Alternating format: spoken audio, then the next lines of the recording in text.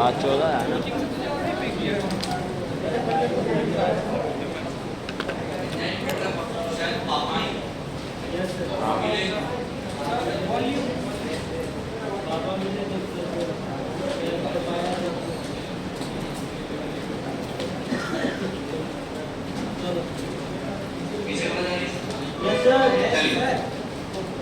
Carbohydrates नाम से समझ में आ रहा है, हाइड्रेट्स ऑफ कार्बन।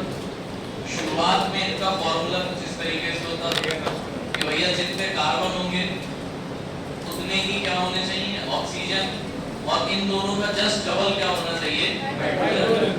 ये शुरुआत में माना गया था बेसिक फॉर्मूला। सबने कहा कि हाइड्रेट्स ऑफ कार्बन हमेशा यही फॉर्मूला फॉलो करेंगे। फिर आए ये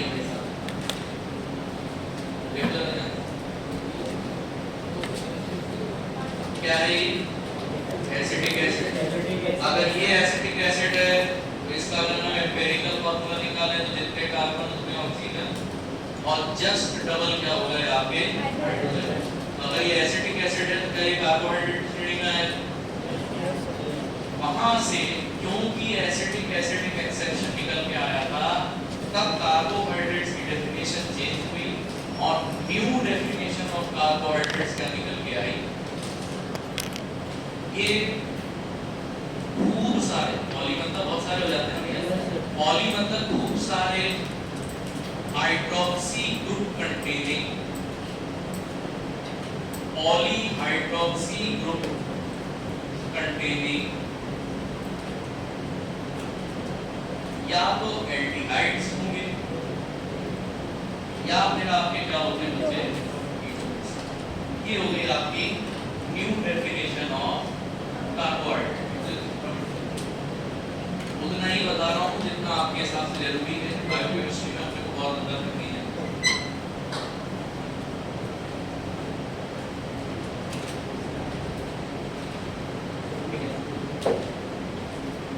पॉलीहाइड्रोक्सी ग्रुप कंटेनिंग एल्डिहाइड्स और कीटोन।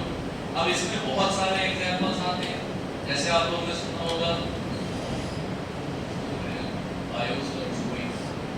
शुरुआती अपन करते हैं नेचुरली, किससे हो जाएगा, ट्रायोज। अब ट्रायोज का मतलब है जैसे एंजाइम के एंड में हम हर नाम के आखिर में क्या लगाते हैं, एस, ऐसे ही कार्बोहाइड्रेट के एंड में हमेशा क्या लगाते हैं, ओस। अब तुम्हें ध्यान रखना है ना, ट्राइओस है मतलब समझ जाना शुगर तो होगी लेकिन कितने कार्बन वाली शुगर होगी। जिसमें फेमस एग्जांपल आपके आते हैं ग्लिसरॉल्डिहाइड, ठीक है, 3 कार्बन वाला। एक और होता है 1,3 डाइहाइड्रोक्सी कीटोन, ठीक है। आपको ध्यान रखना है ट्रायोसिस में बहुत सारे एग्जांपल आते हैं लेकिन वो प्लांट में नहीं पढ़ना तो रहने दो। फिर आपने इनके बारे में सुना होगा, ठीक है, टेट्रोज, एचएमपी शंट सुनी? एचएमपी शंट में हमारे शरीर में ग्लूकोज और फ्रक्टोज से हमारी बॉडी 4 कार्बन वाले टेट्रोजेस बनाती है। एग्जांपल शायद आप लोगों ने सुने तो बहुत अच्छी बात हुई है, एराइथ्रोज और आपने सुना होगा बच्चे पीओस, एराइथ्रोज एंड पीओस। C4 कार्बन में हो गया एराइथ्रोज पीओस। कुछ नहीं, देखो आधे से ज्यादा इंफॉर्मेशन अपनी नाम में बता देते हो, जैसे क्या लिखो राइट से याद रखना, देखो 4 कार्बन बना लेना, ये बनाने की जरूरत नहीं, बस एग्जांपल बता दे। 4 कार्बन बना लेना, सबसे ऊपर क्या लिख देना, एल्डिहाइड, क्योंकि अपन ने पढ़ा ही था या तो ये एल्डिहाइड होंगे या फिर क्या होंगे, कीटोन। एक चीज और ध्यान रखना, जहां तुमने एल्डिहाइड कीटोन लिखा वहां इसको लिख देना। अगर एल्डिहाइड ग्रुप होगा तो हमेशा कौन से कार्बन पे रहेगा, प्राइमरी होता है ना, प्राइमरी कार्बन। और अगर कीटोन हुआ तो हमेशा कौन से कार्बन पे होगा, C2।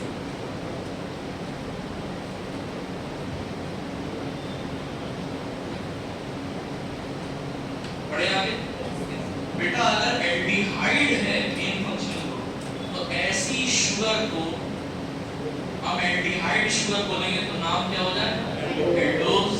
और अगर कीटोन है तो क्या हो जाएगा, कीटोज। एल्डोज एंड कीटोज, ये तो वहां ऐड करना। तो उसी को हमने नियम को लेके यहाँ पर आ गए।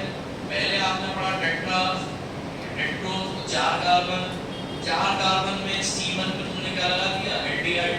अब देखो अगर एराइथ्रोज बनाना है तो ये देखो राइट लिखा हुआ है ना, सारे हाइड्रोक्सी ग्रुप कौन सी साइड पे लगा देना,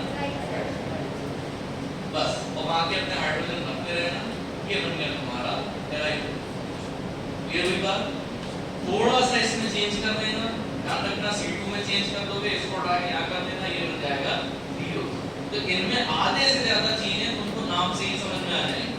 तो स्ट्रक्चर बनाना उतना जरूरी नहीं है, जहाँ जरूरी होगा वहाँ पर बताता चलूंगा, टेंशन मत लेना। बस इतना याद रखना कि अगर एल्डिहाइड होगा मतलब कार्बोनिल ग्रुप, ये कार्बोनिल ही होता है ना, देखो ये एल्डिहाइड ऐसे ही लिखते हो, तो कार्बोनिल ग्रुप पहले कार्बन पे आएगा। अगर कीटोन हुआ तो कार्बोनिल ग्रुप कौन से कार्बन पे आएगा? और ध्यान रखना तुम्हारे एल्डिहाइड और कीटोन में सबसे बड़ा रोल कार्बोनिल ग्रुप ही प्ले करता है। सुनो ना रिड्यूसिंग शुगर, सुनो ना नॉन रिड्यूसिंग शुगर क्या होती है, कैसे पहचानोगे रिड्यूसिंग है कि नॉन रिड्यूसिंग? तो ये मत कहना काइनेटिक रिएजेंट और फेरिक रिएजेंट को रिड्यूस कर देती हैं तो वो हो जाती है ना। मैं कह रहा हूँ स्ट्रक्चर देख के कैसे पहचानोगे? आप स्ट्रक्चर देख के कैसे बता दोगे कि अच्छा ये है, हाँ ये रिड्यूसिंग नहीं होगी, नॉन रिड्यूसिंग। ठीक है, यही चीज आज आपको देखनी है। पहले इतना बेसिक करवा दूं तो उसके बाद में ड्रग्स का बनाएंगे। तो ये ध्यान रखना कार्बोनिल ग्रुप बहुत बड़ा रोल प्ले करता है, चाहे वो कार्बोनिल तुम्हारा एल्डिहाइड का हो या फिर यहाँ तक क्लियर हो गया सबको? कार्बोनिल ग्रुप का बहुत बड़ा रोल है। तो ट्राइओज हो गया, टेट्रोज हो गया, अब आता है सबसे जरूरी, अब मेन चीज क्या है, अगर मान लो 5 कार्बन वाला है, कितनी बार आपने इसके एग्जांपल सुने होंगे भैया, मेट्रोसिस है ना, जैसे 5 कार्बन है तो सबसे पहले तो 5 कार्बन होना चाहिए, फिर हमने भैया 5 कार्बन है, मैंने क्या बोला था, अगर एल्डिहाइड है तो हमेशा कौन से कार्बन पे आएगा? 5 कार्बन। अब जैसे तुमने 4 कार्बन में सारे OH राइट पे लगाए, क्या बन रहा था? एराइथ्रोज। अब की क्या करना, 5 कार्बन ले लो, पांचों कार्बन पे OH राइट पे लगा, पांचों कार्बन पे OH राइट पे लगा, all OH at right, all OH at right, right right sugar का नाम हो जाएगा राइबोस। आपके DNA sugar, RNA sugar, DNA भी इसी से बनता है, बस थोड़ा सा ये सेकंड वाले OH को बदल दो, बनता इसी से ना। डीऑक्सीराइबोस पैदा नहीं होती, राइबोस से ही बनती है।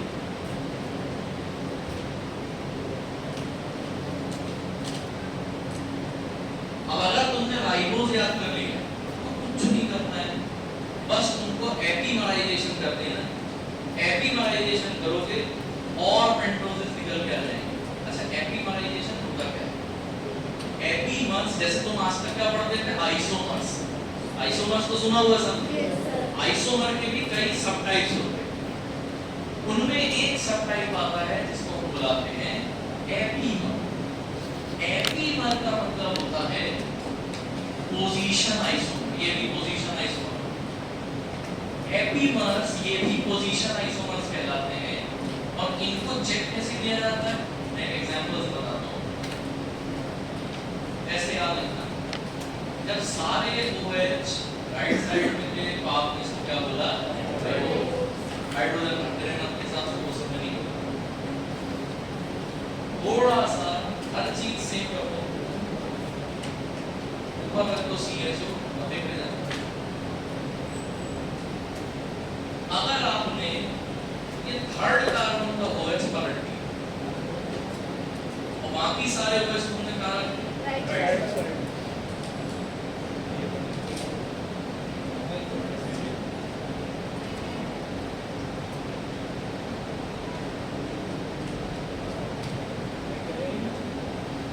कुछ नहीं किया, बस थर्ड कार्बन के OH को हमने राइट की जगह कहाँ कर दिया, लेफ्ट साइड, इसका नाम बन जाएगा, सुना जरूर होगा,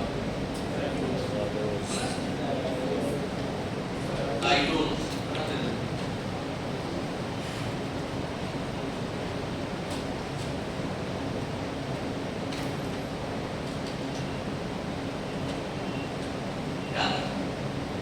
एपीमर्स का मतलब ये होता है, खाली आप पोजीशन चेंज कर दीजिए तो एक नया स्ट्रक्चर जो तैयार होगा वो पुराने स्ट्रक्चर का क्या कहलाएगा, एपीमर। जैसे कभी अगर कोई पूछे, ऐसा क्वेश्चन पूछ देते हो कि राइबोस का C3 एपीमर क्या होता है, राइबोस का C3 एपीमर मतलब तुरंत समझ जाना C3 के OH को चेंज किया होगा और तब जाके तुम्हारा क्या बना था। सिमिलरली इसको घुमा भी सकते हो, वो आपसे भी पूछते हैं पता जाइलोस का C3 एपीमर क्या होगा, तो जाइलोस का C3 एपीमर उल्टा घूम के क्या हो जाएगा। अब ऐसे ये होते हैं एपीमर्स, इनसे क्वेश्चन आते हैं।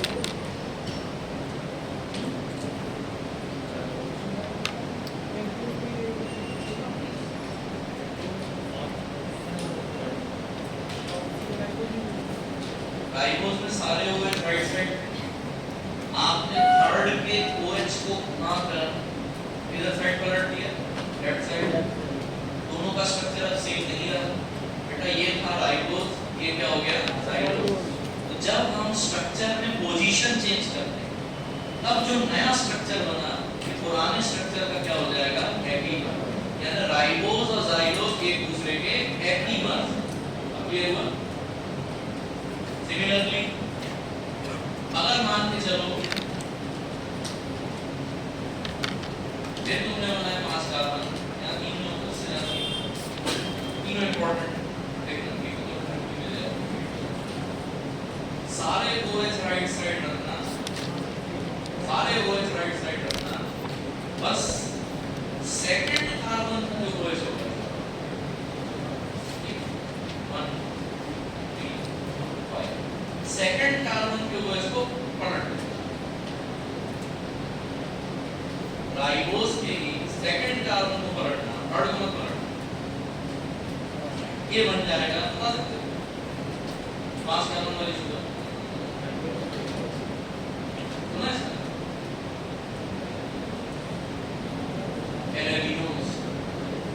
अब ये बताओ एराबिनोज राइबोस का कौन सा एपीमर कहलाएगा, second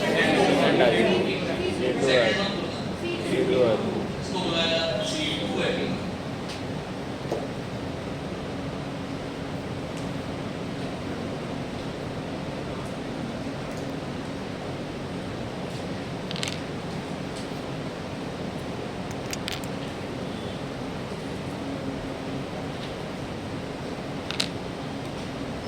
Arabinose, C2 epimer of ribose, xylose, C3 epimer of ribose.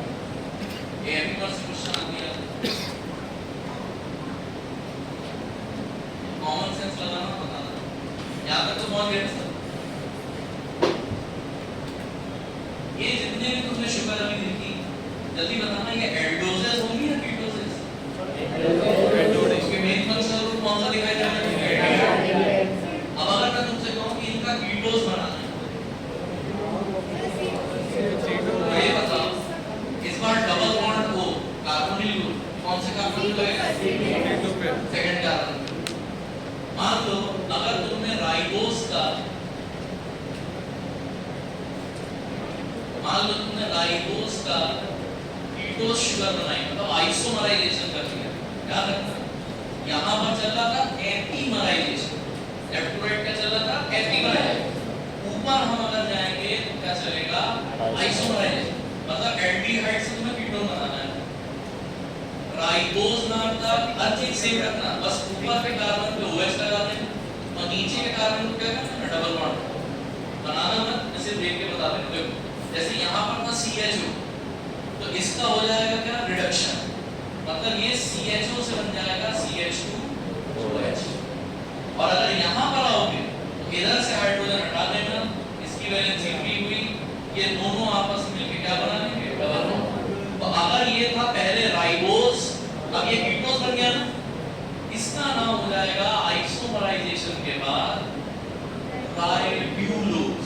चल देखो पहले था राइबोस, तुमने कीटोस बनाया तो क्या बन गया, राइब्यूलोज।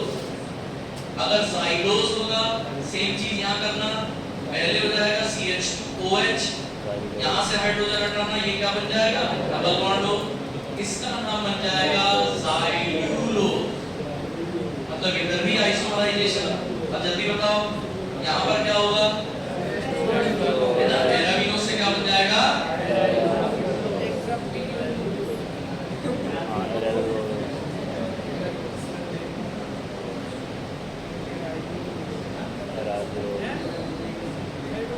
मुझे इसमें और इसका कोई अंतर समझ नहीं। याद रखना डबल बॉन्ड में कभी रोटेशन नहीं देखा जाता।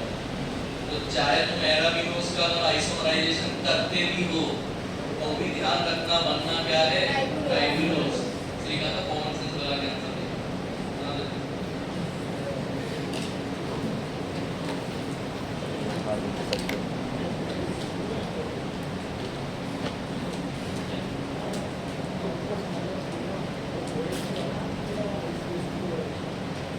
ये हो गया एल्डोज, आइसोमराइजेशन के क्या होता है, कीटोज। ये हो गया एल्डोज, ये बन गया कीटोज। बनाते जाना ये था एल्डोज, और इससे भी आइसोलोज ही बनेगा।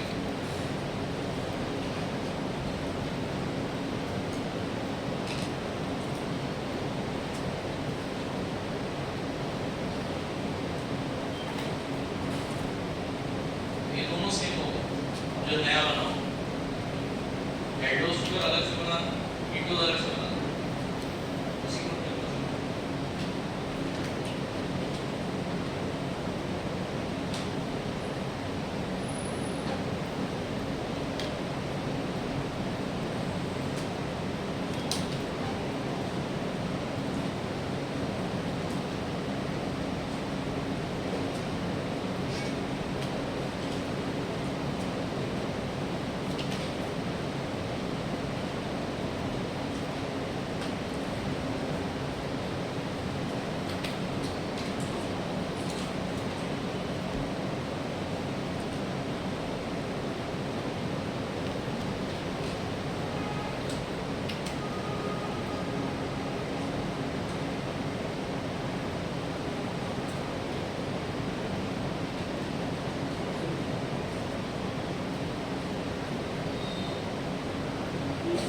बता रही तुमने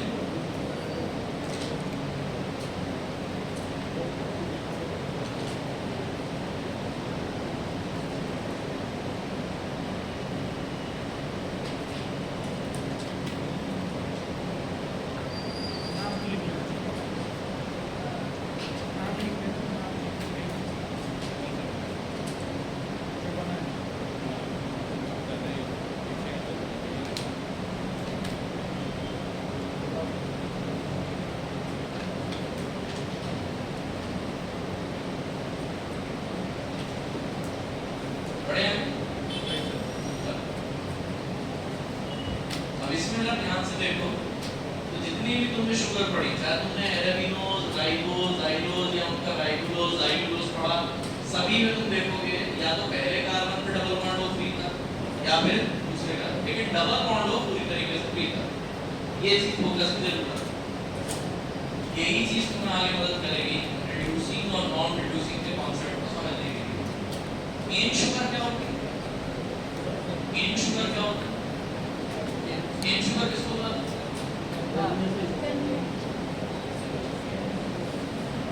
सुक्रोज का नाम सुना? उसी को अपन क्या बताते हैं? Cane sugar. वहीं से एक बहुत ही फेमस क्वेश्चन आता है। देखो, या तो वो पूछेंगे तुमसे हाइड्रोजन फॉर्मेशन, तो यही सारी चीजें पूछते हैं। रिड्यूसिंग रिड्यूसिंग नहीं पूछेंगे, तो सबको मालूम है कि रिड्यूसिंग में कौन सा होता है, सब रट लेते हैं और फिर आगे बढ़ जाते हैं। लेकिन वो तुमसे रिड्यूसिंग नहीं पूछने वाले। वो तुमसे पूछेंगे बताओ ओस्फाजोन कौन बनाता है, वो पूछेंगे बताओ ऑक्सीन कौन बनाएगा, इस तरीके के क्वेश्चन आते हैं। अब यहाँ पर ध्यान रखना, ये C5 की बात है। अब आ जाना C6, हमारा फेवरेट। इसमें सबसे अच्छी चीज जो तुम जानते हो कौन सा? ग्लूकोज।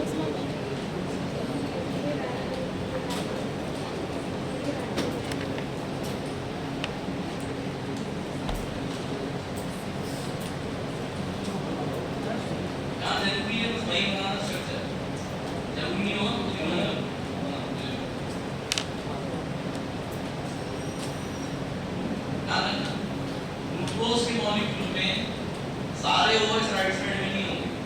थर्ड OH जो होगा वो कहाँ हो जाता है? ये बनता तुम्हारा ग्लूकोज।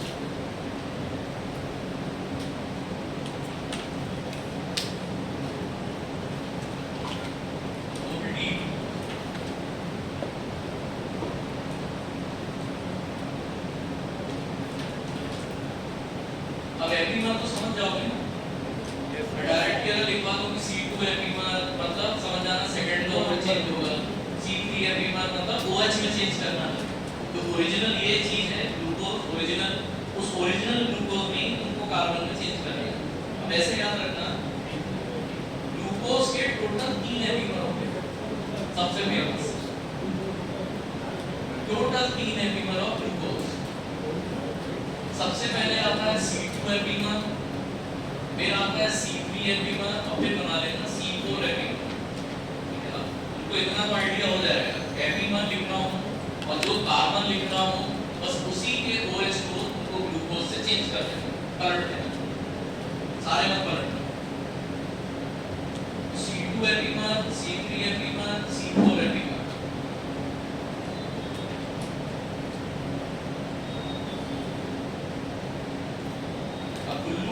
कोई बात आनी है पूरे लेक्चर में, एक तो अभी आएगी और एक तुम्हारे दोस्त में आएगी है, कौन सा वो एशिया है ना बबूलत में, उसी में आएगी। ऐसे याद रखना गुल्लू, ठीक है। क्या पढ़ रहा था? मैगजीन पढ़ रहा था, गुल्लू पढ़ रहा था मैगजीन, गुल्लू पढ़ रहा था मैगजीन।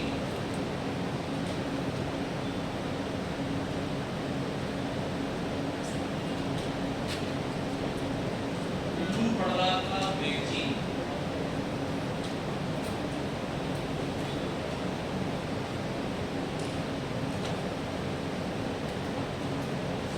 यानी अगर उन्होंने क्वेश्चन दिया कि ग्लूकोज का C2 एपीमर, तो M से तुम्हें ध्यान रखना, इसको ध्यान से सुनना, मैनोज, माल्टोज नहीं, मैनोज, माल्टोज अलग है, डाइसेक्रेट। मैनोज C2 एपीमर आपको क्या हो जाएगा? मैनोज। फिर अगर C3 एपीमर ऑफ ग्लूकोज, इसको हम बुलाएंगे एलोज, एलोज। और C4 एपीमर ऑफ ग्लूकोज, ये शायद सुना है ना,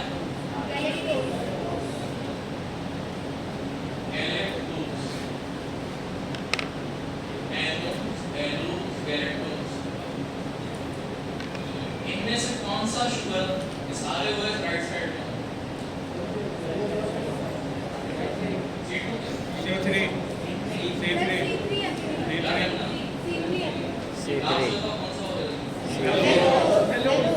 C3 एपीमर है, यहाँ पर ग्लूकोज का C3 एपीमर मतलब 3 कहाँ था? तो यहाँ पर कहाँ जाएगा? राइट। बोला था ना आधे से ज्यादा चीजें नाम नहीं बता देंगे।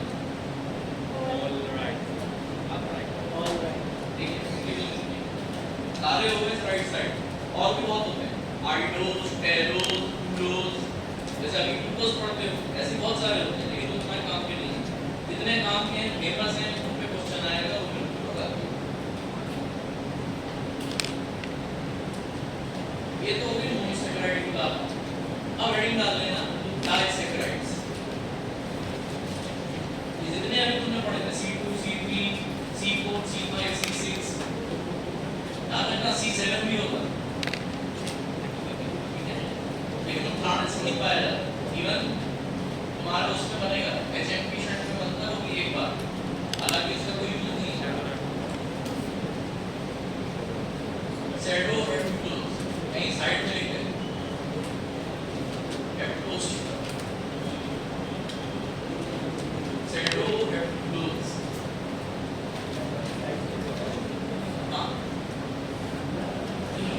C3, C4, C5 तुमने जो पढ़ा था उनका मोनोसैकेराइड मतलब जितने भी तुमने पढ़े ग्लूकोज, मैनोज, एलोज, राइबोज, ये सारे के सारे मोनोसैकेराइड सिंगल सिंगल है। इतना सब लिख लेना C7 में ऐड हो जाता है सेडो हेप्टोज, लेकिन उसका दोनों से कोई लेना नहीं, प्लांट में नहीं मिलता। बना लिया?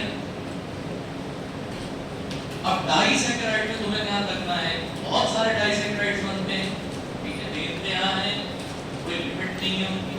हमारे लिए सबसे जरूरी कौन से होंगे, ऐसे याद रखना, हालांकि इनका नाम तुमने सुना जरूर। सबसे पहला तो माल्ट शुगर,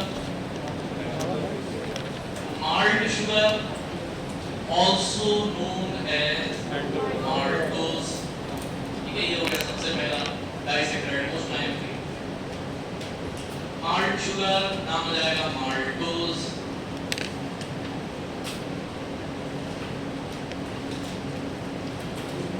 माल्ट शुगर नाम हो जाएगा माल्टोज।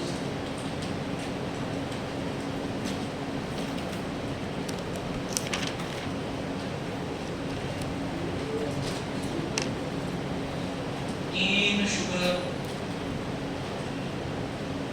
अभी बताया था, नाम क्या हो जाएगा, सुक्रोज।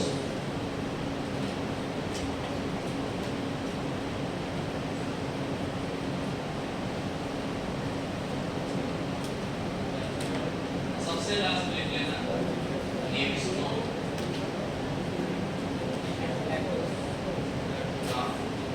मिल्क शुगर, इसको तुम और किस नाम से जानते हैं, लैक्टोज। Maltose, sucrose, lactose. अब देखो ये डाइसैकेराइड है, तो डाई नाम से क्या समझ में आ रहा है, मतलब जब ये टूटेंगे तो कितने मोनोसैकेराइड रिलीज होंगे, 2, ठीक है। अब अगर मान लो तुमसे वो ये पूछने लगा माल्टोज कौन कौन से मोनोसैकेराइड देता है, या अगर माल्टोज बनता है तो कौन कौन से शुगर से मिलता है, कौन कौन से मोनोसैकेराइड मिलते हैं, तो शुरुआत तो तुम ऐसे ही रखना, पहले देख लो फिर आराम से लिखना, जब मैं बोलूं तभी लिखो। तीनों में तुमको एक चीज कंफर्म है, शुरुआती मॉलिक्यूल क्या रखना है, यानी एक मोनोसैकेराइड तो कंफर्म हो गया, ग्लूकोज तो रहेगा। दूसरा, अगर हम माल्टोज पे आते हैं तो माल्टोज में दूसरा मॉलिक्यूल भी क्या हो जाता है आपका, आसान है, बहुत कठिन तो है नहीं, सबसे इजी अगर कोई शुगर है कौन सी होगी, माल्टोज। फिर आ जाओ, अगर तुमने ग्लूकोज की जगह हल्का सा चेंज कर दिया और इस बार तुमने ग्लूकोज का आइसोमर उठा के ले लिया, यहाँ पे फ्रक्टोज, ग्लूकोज प्लस फ्रक्टोज, ये क्या बन जाएगा आपका सुक्रोज। और फाइनली क्या करना,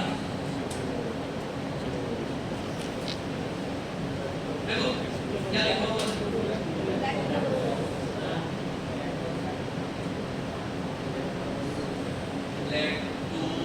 लैक्टोज शुगर कौन सी होगी,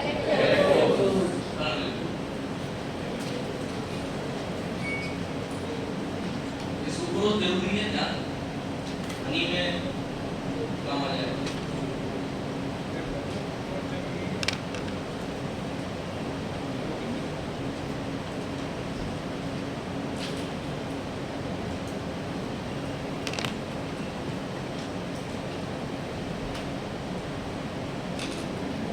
ऑप्टिकल रोटेशन तो पढ़ा है ना, क्या होता है, प्लेन पोलराइज्ड लाइट को कहाँ घुमाता है, या तो राइट या फिर लेफ्ट, मतलब वो टेक्सचुअली हो, ये ध्यान रखना। अभी ये तुमको सुक्रोज का शायद ये भी नाम सुना होगा, समझा नहीं होगा, सुना जरूर, इन्वर्ट शुगर, इन्वर्ट शुगर या शुगर में इन्वर्जन नाम की प्रक्रिया होती है। हनी में अगर क्वेश्चन आएगा तो नहीं से आता, इसीलिए तुम्हारे लिए बहुत जरूरी है कि ये ध्यान रखो, जब सुक्रोज की बात हो रही है मतलब समझ जाना कि या तो ग्लूकोज होगा, ग्लूकोज के साथ और क्या होगा, इसलिए सिर्फ सुक्रोज पे याद करने का तरीका बताते हैं, तो ये तो बहुत इजी है, ग्लूकोज ग्लूकोज कर देगा। लैक्टोज इजी है, क्या होता है लैक्टोज, उसमें लैक्टोज आ रहा है, इसको अगर याद रखना हो तो देखो सुक्रोज को केन शुगर बुलाते हैं, जो शुगर केन होती है ना, शुगर केन, उसमें मिठास इसी की वजह से होती है। सुक्रोज मतलब स्वीट, और स्वीट स्वभाव किसका होना चाहिए आपकी, ऐसे याद कम से कम इतना तो याद रहेगा ना कि शुरुआत में लिखना है ग्लूकोज, फिर क्या बनाना है फ्रक्टोज, आप आता है एसोसिएशन, और कैसा क्या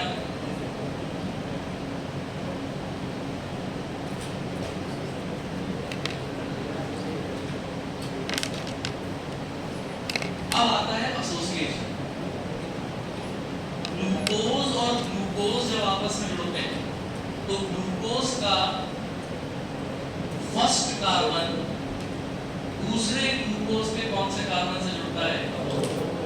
कई बार इसको ऐसा भी लिखते हैं, या अगर मैं गलत नहीं हूं तो आपने ऐसा लिखा होगा 1,4 ग्लाइकोसाइडिक लिंकेज। आप लोगों ने बायोकेमिस्ट्री कई बार से सुना होगा कि जब शुगर सिंपल जुड़ती है, ध्यान रखना, एक के बाद जैसे रेल के डिब्बे एक के बाद एक जुड़ते हैं, लीनियर पैटर्न। लीनियर अगर शुगर जुड़ती है तो हमेशा एक का फर्स्ट कार्बन दूसरे का फोर्थ कार्बन। वहीं अगर मान लो ये लीनियर चेन चलती अचानक से एक शुगर की ब्रांच मान लो निकाल, तो अब 1 और 4 को यूज करके एंगेज। ऐसे टाइम पे फिर उसका 6th कार्बन नीचे वाली का और जो ऊपर वाली का उसका फर्स्ट कार्बन, तो जब ब्रांचिंग होती है तो 1,4 में नहीं होगी ब्रांचिंग। जैसे 1,4 ग्लाइकोसाइडिक ये कैसा चलती है? लीनियर। वहीं अगर ब्रांचिंग करनी है तो ब्रांचिंग में हमेशा ध्यान रखना 1' किससे जुड़ता है? 6'। ये खाली मैं अभी समझाने के लिए बता रहा हूँ, ब्रांचिंग का फंडा आपके लिए क्लियर होना बहुत जरूरी है। मोस्टली का 99% उनको या तो 1,4 लिंकेज दिखेगा या फिर 1,6। सेम चीज यहाँ पर है, इसका फर्स्ट बैच जुड़ता है गैलेक्टोज के 4'। यहाँ पर भी वही नियम है। अब मैं आपसे एक सवाल पूछना चाहता हूँ, चलो पहले बता देता हूँ उसके बाद में यहाँ थोड़ा सा चेंज हो। जीएफ का भरोसा नहीं होता, उसी से ध्यान रखो। तो जीएफ का भरोसा नहीं है, यानी इनका फर्स्ट कार्बन और फ्रक्टोज का जुड़ जाता है कौन सा? मतलब यहाँ नियम का उल्लंघन हो गया। अब ये 1' 4', ये हो गया 1' 4', लेकिन ये कुछ अलग ही चलेगा। इनने बना दिया 1' और 2'। अब इसके नीचे एक लाइन ये बना लिया हमने, अब बना लिया है बहुत अच्छी बात है, नहीं बना जल्दी से बनाओ, फिर एक लाइन लिखेंगे अपन फटाफट। ये लिंकेज याद रखना, कुछ भी हो लिंकेज जरूर याद रखना। लीनियर लिंकेज हमेशा 1,4 फॉलो करता है, सुक्रोज में आके डायप्रोट कर है ना। मैं लीनियर नहीं बनाऊंगा और बनाऊंगा तो 1' 2' का बनाऊंगा, क्योंकि कितनी अजीब बात है। ग्लूकोज एल्डिहाइड, ये भी एल्डिहाइड, देखो यहाँ देखो एल्डिहाइड, और गैलेक्टोज भी कैसा हो गया? एल्डिहाइड। खाली मुझे इतनी सारी शुगर में एक ही कीटोन कंटेनिंग शुगर दिख रही है, कौन सी? और फ्रक्टोज का कार्बोनिल ग्रुप कौन सा कार्बन? सेकंड। और वही सेकंड कार्बन देखो कहाँ इन्वॉल्व हो गया? ग्लूकोज के साथ। फील कर रहे हो? अब इसके नीचे क्या लिखो जल्दी से। All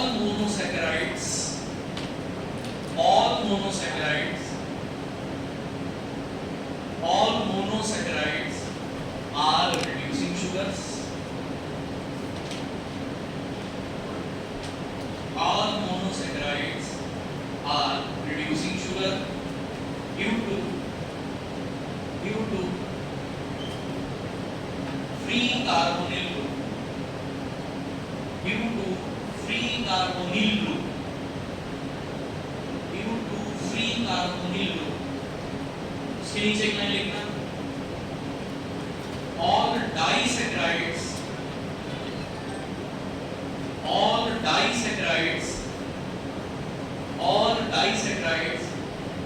except sucrose, all disaccharides except sucrose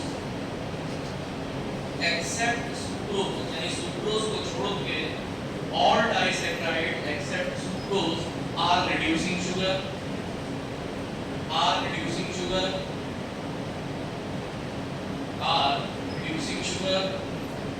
due to their free carbonyl group.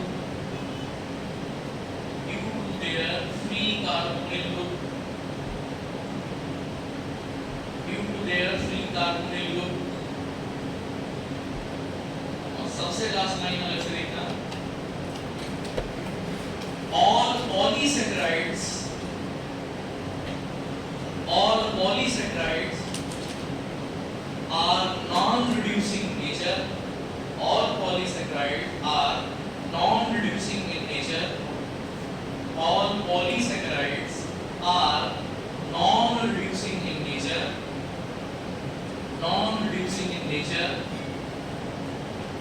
because they don't have any free carbonyl group. They don't have any free carbonyl group. Free carbonyl group मतलब 100 बात की एक बात, ये reducing होगी और ये भी रिड्यूसिंग शुगर होगी, ये भी कंफर्म है। लेकिन सुक्रोज फेमस है कि ये हमेशा कैसा नेचर शो करती है, नॉन रिड्यूसिंग। मुझे पार्टनर बता सकते? देखो जरा क्या कारण है कि सुक्रोज को कह रहे हैं कि हाँ भैया ये नॉन रिड्यूसिंग होगी, बाकी सब रिड्यूसिंग।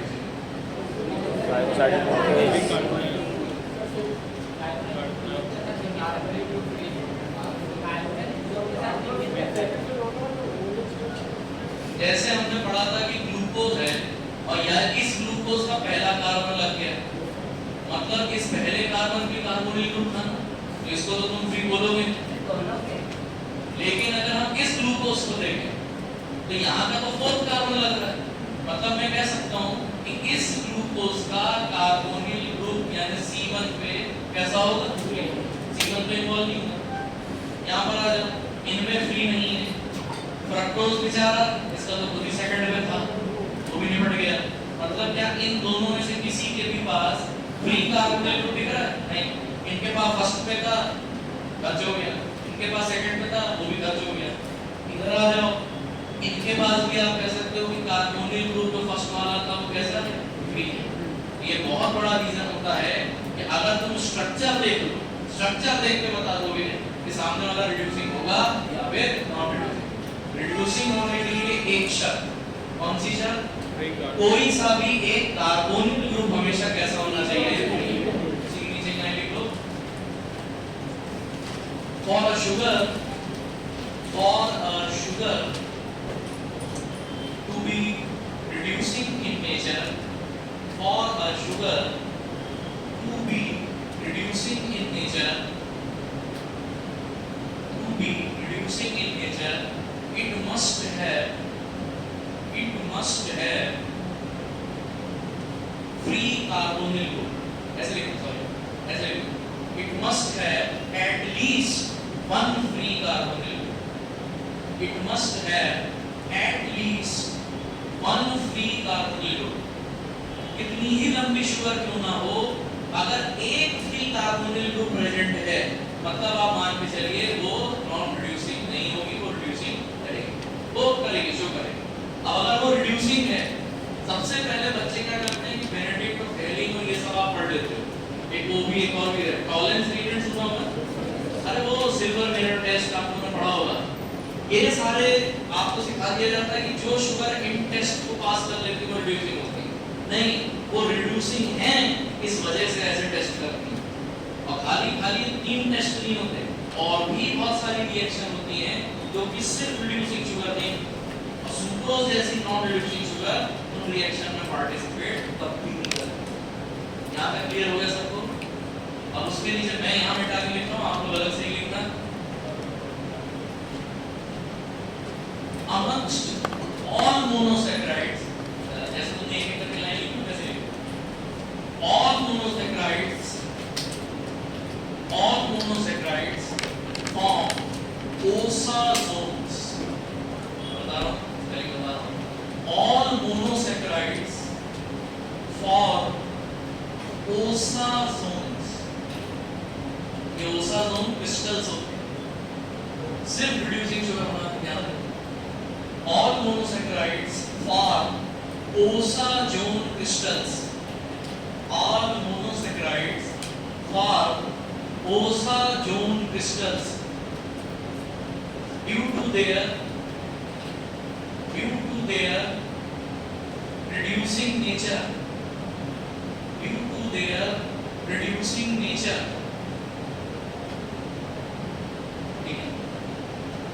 और उसी के बगल में कॉमा करके आप लिख देना। Monosaccharides give yellow coloured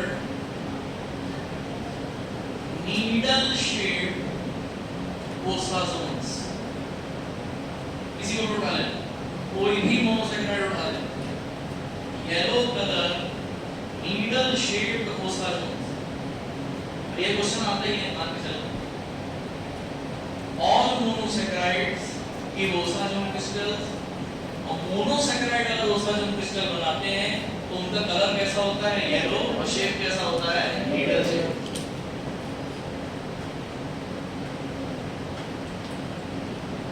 all monosaccharide give yellow colour needle shape osazone crystals. ठीक है, तो ये तो सारे मोनोसैकेराइड का काम हो गया, क्योंकि सभी रिड्यूसिंग है, और जो रिड्यूसिंग शुगर होगा मान के चलना वो ओसाजोन बनाएगा। अब मुझे ये बताओ इन तीनों में से कौन ओसाजोन नहीं बनाएगा, क्योंकि इसका नेचर कैसा हो गया, नॉन रिड्यूसिंग। अब तुमसे वो क्वेश्चन क्या पूछेंगे, डाइसैकेराइड में भी अगर मान लो माल्टोज है, वो पूछते हैं कि ये ओसाजोन तो बनाएगा लेकिन किस शेप का ओसाजोन बनाएगा, ये डाइसैकेराइड है, मोनोसैकेराइड नहीं। मोनोसैकेराइड बना रहे थे कौन से, नीडल शेप, ये बनाएगा कैसा, कैसे याद है, सूरजमुखी का फूल तो देखा, sunflower shape osazone, it gives sunflower shape osazone crystals, it gives sunflower shape osazone crystals.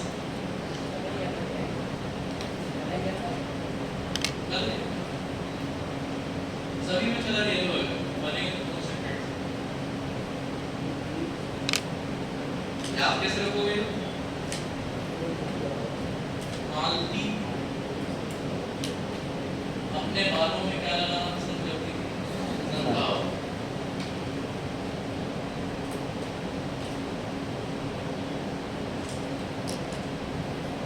इनमें कुछ नहीं बनता, कोई रिएक्शन नहीं होने वाला। माल्टोज रिड्यूसिंग थी, उसने सनफ्लावर शेप बना दिया। सुक्रोज नॉन रिड्यूसिंग थी, इनने कोई रिएक्शन नहीं करी। लैक्टोज रिड्यूसिंग है, ये किस टाइप का बनाएगी, ऐसे ध्यान रखना। तो मैंने भी बताया था लैक्टोज को कौन सी शुगर बोलते हैं, मिल्क शुगर। लैक्टोज पाउडर भी आता है, तो उसी तरह का लैक्टोज पाउडर यानी कि मिल्क पाउडर, लैक्टोज होता है मिल्क पाउडर। तो ऐसे याद रखना मिल्क में पाया जाने वाला लैक्टोज ये देता है, गल समझ जाएंगे, powder puff shape osazone, powder puff shape osazone, ये आपको समझ है मेरे प्यारे भाई, ऊपर खावड़ चेहरे वाला। तो अपनी एक बिटिया हुआ करती थी ना माता जी, जिसको टेल्कम पाउडर भरती थी, और टेल्कम पाउडर डायरेक्ट ना लगा के इनको आता ऐसे ऐसे करके, हाँ इसको आप ऐसे समझो जैसे ये खाना खाएंगे, कैसे खाएंगे, थोड़ा सा कॉर लिया, इतना से ऐसे ऐसे छक लिया, मतलब अपन पूरी एक रोटी को कॉर बना के खा सकते हैं। इनकी आदत कुछ ऐसी हो गई कि कुछ समय के बाद कि पाउडर पफ अगर वो रहता था, घर वाले देख रहे हैं, ये मिडिल क्लास फैमिली, घर वाले देख रहे हैं टेल्कम पाउडर से नहाना नहीं है, तो उनको लगता था कि अगर मैं ऐसे करके नहाऊंगा तो बिखर जाएगा, खराब हो जाएगा। हम पाउडर पफ लेंगे और ऐसे ऐसे धीरे धीरे करेंगे। यार 12-13 साल की उम्र का लड़का है, खेल रहा है, पसीना आ रहा है, सही सी बात है, प्यूबर्टी पे हिट हो रही है, तो थोड़ा बहुत बॉडी ऑर्डर बनती है। एक समय ऐसा हो गया था, नजर देखी, इधर देखी, इधर देखी, उस पाउडर पफ को भी जैसे रोटी का टुकड़ा बनाते हो ना, पाउडर पफ लिया, उससे पाउडर ऐसे पकड़ा, और फिर पाउडर पकड़ के अपन ऐसे ऐसे करके लगा रहे हैं। तो वो जो छोटी सी मासूम सी चीज होती थी ना, जिससे तुम अपने चेहरे में गड्ढे बाहर करते थे, वो पाउडर पफ कहलाता है। बाकी आपको मुझे समझाने की जरूरत नहीं है। तो इस शेप का अगर कोई चीज तुम्हें दिखे तो हम उसको क्या बुलाते हैं, पाउडर पफ। एक बार जाके नेट पे सर्च कर लेना, ये विलुप्त हुई चीज नहीं है, तुमने नहीं देखी होगी, गूगल पे सर्च करोगे मिल जाएगी। बाकी सूरजमुखी का फूल तो तुमने देखा होगा। और मिल्क पाउडर से याद रखना, मिल्क मतलब लैक्टोज, पाउडर से क्या हो जाएगा, पाउडर बन। मालती फलों में क्या था, बस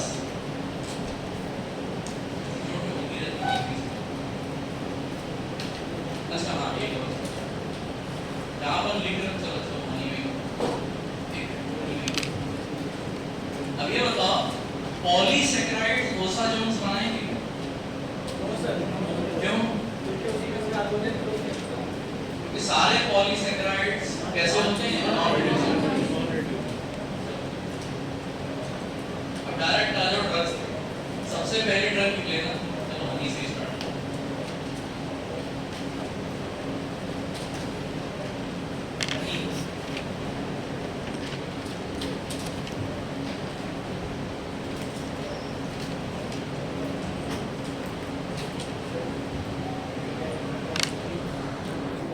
थोड़ा छूट गया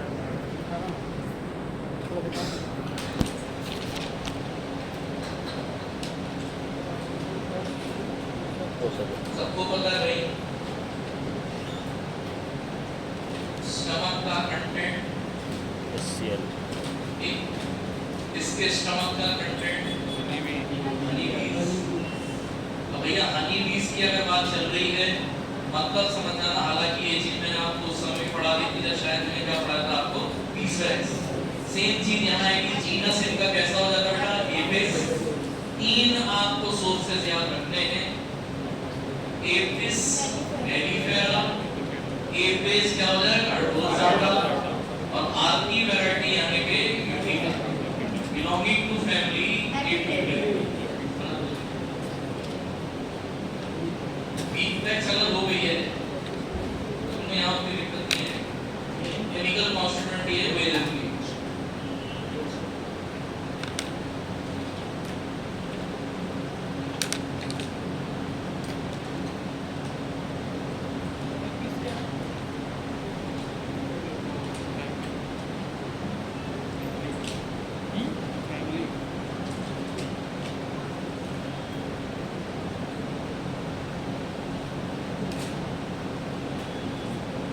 ध्यान रखना ये स्टमक के कंटेंट में सारी चीजें आ गई। देखो फ्लावर से लिया हुआ क्या आ गया, नेक्टर, पराग जिसको आप बोलते हो। नेक्टर मतलब समझ जाना किसकी बात चल रही होगी, सुक्रोज, ठीक है। फूलों का पराग मतलब नेक्टर, नेक्टर मतलब सिंपल सुक्रोज की बात चल रही है। अब अगर ये स्टमक में पहुंच गया मतलब किससे मिल गया होगा, HCl। अब फूल के पास गई थी, ठीक है, इतना चुन चुन के तो खाएगी थी, तो आप फूलों से हो सकता है आपको और क्या मिल जाए, पॉलेन्स। तो ये दोनों चीजें तो बाहर से आई, रही सही कसर। HCl अकेला तो होता नहीं बेटा हमारे पेट में, और क्या प्रेजेंट होते हैं, एंजाइम्स। तो ये चारों चीजों का जो मिक्सचर होता है और इसमें भी थोड़े बहुत चेंजेस होते हैं, तब जाके आपका बनता है हनी।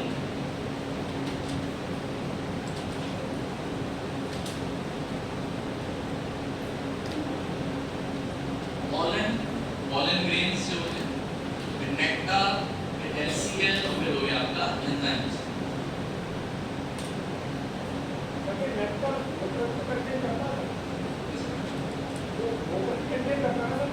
हाँ, सुक्रोज का ही सॉल्यूशन होता है। नहीं इसको आप ऐसे समझना कि जब आप यहाँ पर आते हो तो जो वाटर होगा वो हनी की बॉडी में एब्जॉर्ब भी तो होगा, तो अल्टीमेटली नेक्टर में अगर भले 25% सुक्रोज यानी हम ये मानते 75% वाटर है, तो जब तक वो हनी बी के पास आएगा तो बॉडी थोड़ा सा वाटर एब्जॉर्ब करेगी। इसीलिए जब तक आपका हनी बनता है तो पहली चीज तो वाटर की कमी होगी उसमें, साथ ही साथ इन चीजों के कारण हनी की विस्कोसिटी जो होगी वो नेक्टर से क्या हो जाएगी, ज्यादा। क्योंकि वाटर जब तक फ्लावर के पास है तब तक कोई दिक्कत नहीं, लेकिन अगर लिविंग बॉडी में जाएगा तो बॉडी तो वाटर एब्जॉर्ब करेगी। अब आ जाओ डायरेक्ट केमिकल कॉन्स्टिट्यूएंट। तो प्लांट का पार्ट तो पढ़ना नहीं है, माइक्रोस्कोपिक मॉर्फोलॉजी पढ़ोगे, हेडिंग डाल देना केमिकल कॉन्स्टिट्यूएंट्स, ये इंपॉर्टेंट है, यही सारी चीजें।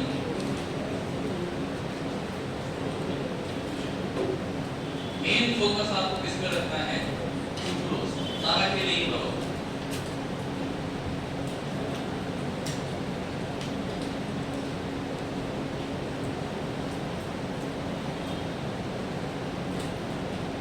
और आपको पता है सुक्रोज कौन कौन सी शुगर से मिलकर बन रहा है? ग्लूकोज और फ्रक्टोज। मजे की बात ये है, देखना ध्यान से, सुक्रोज का नेचर देखा है, आज तक इसका आंसर कोई नहीं दे पाया। सुक्रोज में जब ग्लूकोज और फ्रक्टोज साथ में प्रेजेंट होते हैं तो देखा गया कि सुक्रोज का अगर आप प्योर सॉल्यूशन लेते हो, प्योर सॉल्यूशन, तो वो कैसा रोटेशन शो करता है? ठीक। इस सुक्रोज को अगर आपने ट्रीट करवा दिया HCl के साथ तो कहते हैं कि फाइनल सॉल्यूशन बन के बनता है, उसकी ऑप्टिकल एक्टिविटी बिल्कुल चेंज हो जाती है। यानी ऑप्टिकल एक्टिविटी बिल्कुल कैसी होगी? इनवर्ट, उल्टी होगी। इसीलिए इस प्रोसेस को कि जब सुक्रोज का सॉल्यूशन HCl के साथ ट्रीटमेंट पर अपनी एक्टिविटी चेंज कर दे, पलट देगा, बिल्कुल तुरंत पलट देगा। अब हम कहेंगे कि यहाँ पर शुगर का क्या हो गया है? इन्वर्जन। अब ये क्यों?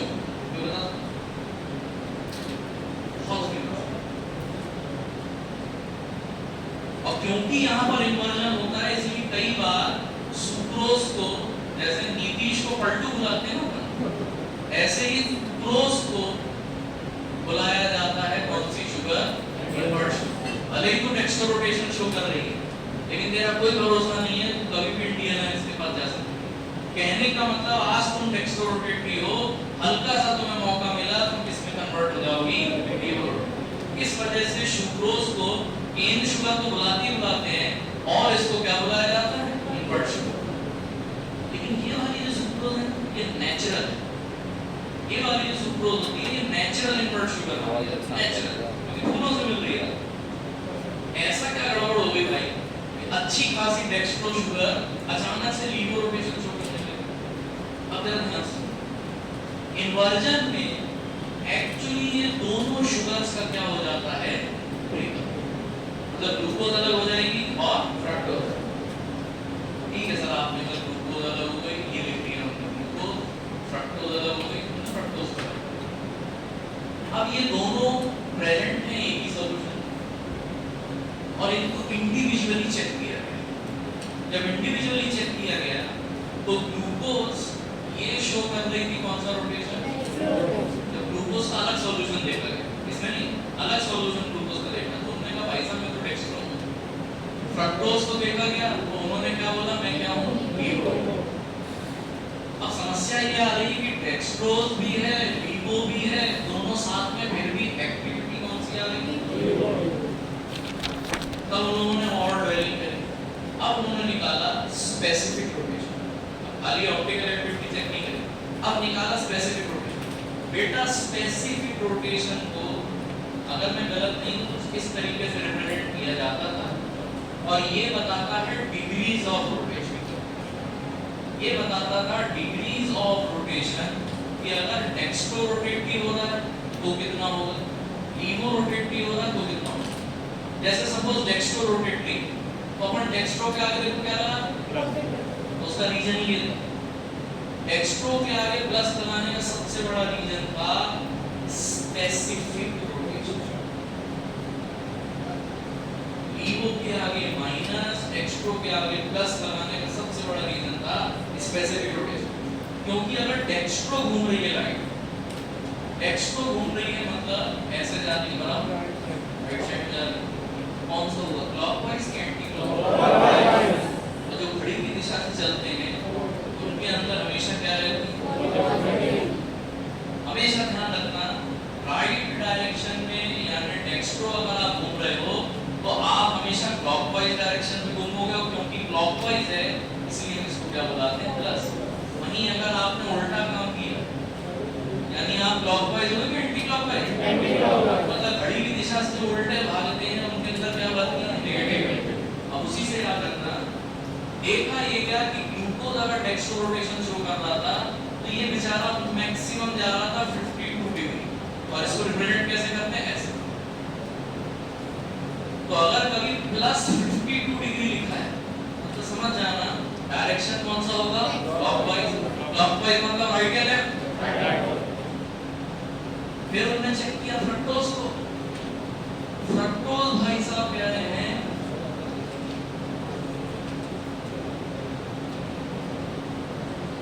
मैं लेफ्ट साइड घूमूंगा, लेकिन कितना घूमूंगा? Right to you. ये मैं अप्रोक्सीमेट बता रहा हूं आपको।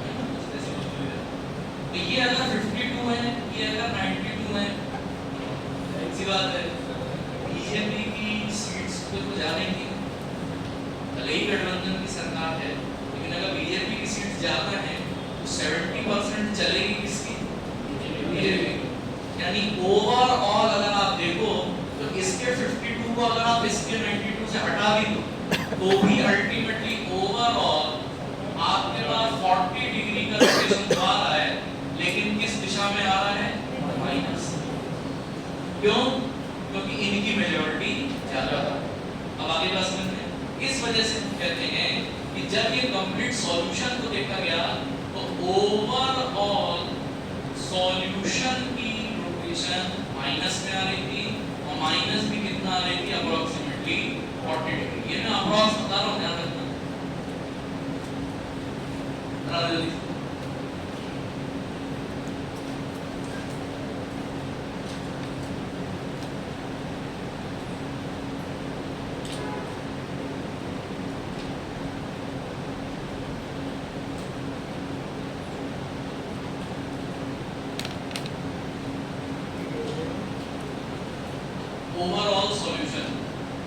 ओवरऑल सॉल्यूशन की ऑप्टिकल एक्टिविटी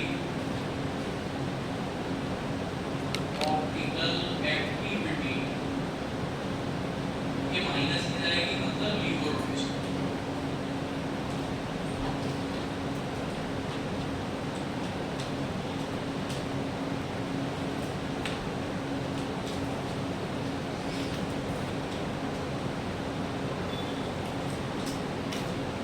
समझ जाना हमारी फेमिलियरिटी की बता। यहाँ पर ये ओवरऑल सॉल्यूशन की जो बात कर रही है, वो सॉल्यूशन क्या है?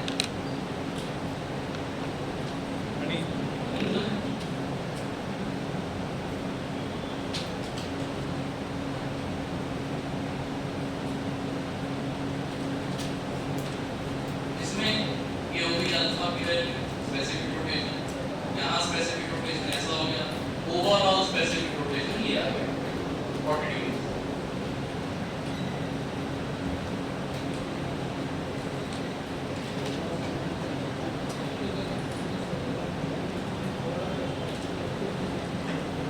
ये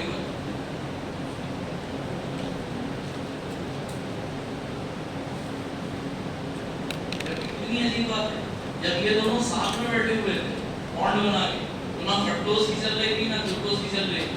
सुक्रोज की अपनी खुद की प्रॉपर्टी थी कि मैं कैसा रोटेशन शो करूंगा, डेक्स्ट्रो। और जहां पर ये दोनों टूटे, तुरंत समझ जाना ग्लूकोज अपनी चला रहे हैं, फ्रक्टोज अपनी चला रहे हैं, इनकी मेजॉरिटी ज्यादा है, इसलिए पूरे सॉल्यूशन को भी क्या फॉलो करना पड़ रहा है? Lever rotation.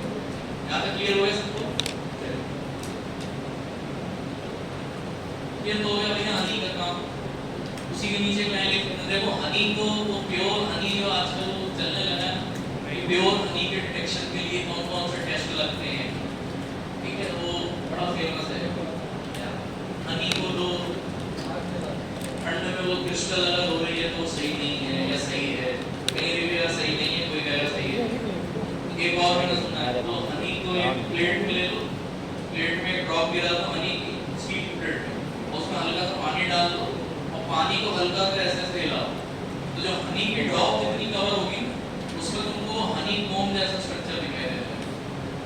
ये फैक्ट है, वैसे ये होता है, आप देख सकते हो। लेकिन इससे आप असली हनी और नकली हनी को डिफरेंशिएट नहीं कर सकते। अगर आपको प्योर हनी पता लगाना है तो उसका सिर्फ एक ही तरीका होता है, इस स्टडी को हम बुलाते हैं बेटा एनएमआर स्टडी। उसी के नीचे एक लाइन लिख देना, pure Honey,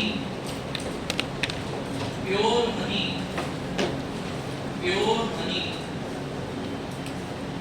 pure Honey is checked by either C30 C13 NMR और H1 NMR, either C13 NMR और H1 NMR। ठीक है, ये अभी नहीं, जब आपको सीनियर आपको कोई पर्टिकुलर 7th सेम में पाई जाओगे एनालिसिस में आपको पढ़ाया जाएगा। NMR स्टडी या तो H1 NMR से आप कर सकते हो या फिर C13। अगर उन्होंने ऑप्शन में ऐसा दे दिया प्रोटॉन NMR, समझ जाना, या ऐसा दे दिया मान लो PMR, तो आप प्रोटॉन NMR बोलो, आप PMR बोलो, ये दोनों किसके नाम होते हैं? H1 NMR। H1 NMR को ही बोला जाता है proton NMR, also known as PMR। और NMR की अपने आप में क्लासिक बहुत बड़ी है, कम से कम नहीं तो मान के चलना 6 या 7 घंटे लगेंगे। 6-7 घंटे में पार्टिकल आपको पूरी NMR स्पेक्ट्रोस्कोपी पढ़ाएंगे। NMR स्पेक्ट्रोस्कोपी पढ़ना है आपको, एनालिसिस में क्वेश्चन आते हैं इससे। NMR, मास, UV, IR, यूजुअल स्पेक्ट्रोफोटोमीटर तो देखा होगा ना, कॉलेज में देखा ही होगा, यूज नहीं करते हो, छू दोगे तो खराब हो जाएगा। नेक्स्ट हेडिंग डाल लेगा आप एशिया। नेक्स्ट हेडिंग डाल लेना आप एशिया। यहाँ पर आप लोगों में से मराठी की समझ आगे और कोई मराठी स्पीकिंग। एक बार छोटी सी चोट हो गई, आपने नहीं आती, लेकिन हमने बहुत दिल से शिद्दत से सीखने की कोशिश कर रहा हूँ। थोड़ा थोड़ा बीच बीच में अपने हिसाब से संस्कृत भी लगा देता हूँ, तो बच्चे जो होते हैं अपने आप से कर देते हैं, लेकिन ये नहीं होता। इसको सीखने के बीच मेरा मेन मकसद क्या था कि कहानी कुछ इस प्रकार से है, इसमें आपको बहुत सारी चीज़ें सीखने को मिली। मैं ले रहा था नागपुर में क्लास, और ये उस टाइम की मैं आपको बात बता रहा हूँ, 17 की बात बता रहा हूँ। तब वास्तव में ऑफलाइन का एक माहौल हुआ। अभी क्या है कि ऑनलाइन और ऑफलाइन का थोड़ा सा बटा हुआ हिसाब किताब। पहले क्या रहता था, हम लोग सिर्फ ऑफलाइन पढ़ा। ऑफलाइन में माहौल ऐसा होता था कि आप ये मान के चलो, मैं नागपुर बैच की एक एग्जांपल देता हूँ। इतनी सी क्लास में मुश्किल से वो जो पिलर थे ना, तो रेड के ऑरेंज वाले पे सब रेड कितना, इतनी क्लास, बस इतनी क्लास थी। आप लोग इतनी सी क्लास थी, और इतनी सी क्लास में गेस करो कितने बच्चे बैठे? सब। आपको हिंट दो, मैं यहाँ पढ़ा रहा था, बच्चे यहाँ तक बैठे 120, करीबन 110 बच्चे थे। 110। अगर आपको ये शॉकिंग लगता है, उसमें से 90 लड़कियाँ थी। विमेन एम्पावरमेंट जो होता है ना, नारी शक्ति, उस समय मेरे को एहसास हुआ। समय ऐसा था कि आप लोगों से तो क्या ग्रुप में उतनी हम बात नहीं करते, आप लोगों को डायरेक्टली मैसेज ही डाल देते। पहले क्या रहता था कि क्योंकि ऑनलाइन क्लास नहीं होती, और ये भी रहता था कि काफी लगातार क्लासेस हो जाती थी, बीच में छुट्टी मिली तो हम लोग चले गए, बढ़िया क्लास लेके आ रहे हैं। उस टाइम पे ये होता था कि जहाँ छुट्टी का मौका मिला बच्चों से पूछ लेते, तो बच्चे कहते कहाँ से हम आ जाएंगे, तो हम लंबी क्लास लेके निकल जाते। ऐसा ही कुछ हुआ, संडे को मैं क्लास ले रहा था, सुबह से मैंने क्लास लेना स्टार्ट करी। सुबह मेरे सीनियर्स को पढ़ाया, 3-4 घंटे से पढ़ा के जब ये बात, और उनको बोल दिया जो पढ़ाया है घर जाके अच्छे से रिवाइज कर। सीनियरों का व्हाट्सएप ग्रुप अलग है, जूनियरों का व्हाट्सएप ग्रुप अलग है। जूनियर को पढ़ा रहा हूँ, मेरी संपर्क क्रांति है कर्नाटक से, वो अपना 5.5 कर्नाटक संपर्क। अब मैं ये भी चेक कर रहा हूँ मेरी टिकट कंफर्म हुई कि नहीं, मैं पढ़ा भी रहा हूँ जूनियर्स को, सामने मोबाइल रखा हुआ देखता जा रहा हूँ कि टिकट हो रही कि नहीं हो रही। अचानक से जारी से का फोन आया, जारी का फोन आया, बॉस का फोन आया, बोलते काम करना, कल जो है गणेश चतुर्थी, गणेश जयंती है, वहाँ पर छुट्टी होगी। महाराष्ट्र में मानते हैं, महाराष्ट्र में हॉलिडे मानते हैं। बच्चों से एक बार पूछ ले कि आ सकते हैं क्या, तो काम ऐसा करना, अभी टिकट मत करो। फिलहाल में देख रहा था, या देख रहा था करंट में देख रहा था, है अभी वेटिंग में, कैंसिल कर देना, अगले दिन की कर लेना, तो एक दिन और क्लास हो जाएगी। इसको पढ़ाना, सीनियरों को रेफरेंस देना पड़ा। सीनियरों को मैसेज आया, क्या आप लोग कल आ सकते हैं फार्माकोग्नोसी नेशनल की क्लास के लिए? यस या नो बच्चे जवाब देते हैं और अपना रीजन लिखते हैं कि भैया नो अगर है तो क्यों। अब वहाँ पर धड़ल्ले से मैसेजों की बारिश स्टार्ट हो गई, समझना सबको माहौल तो समझ में आ रहा है। Yes sir, yes sir, yes sir, no sir, no sir, no sir, sir हमारा सेशनल है, सर एक्सआर पाटिल का सेशनल है या डीएवी का सेशनल है, हाइपर वर्धा का सेशनल है, yes sir, yes sir, yes sir. फिर एक मैसेज आया, समझ लो सोबली का मैसेज आया,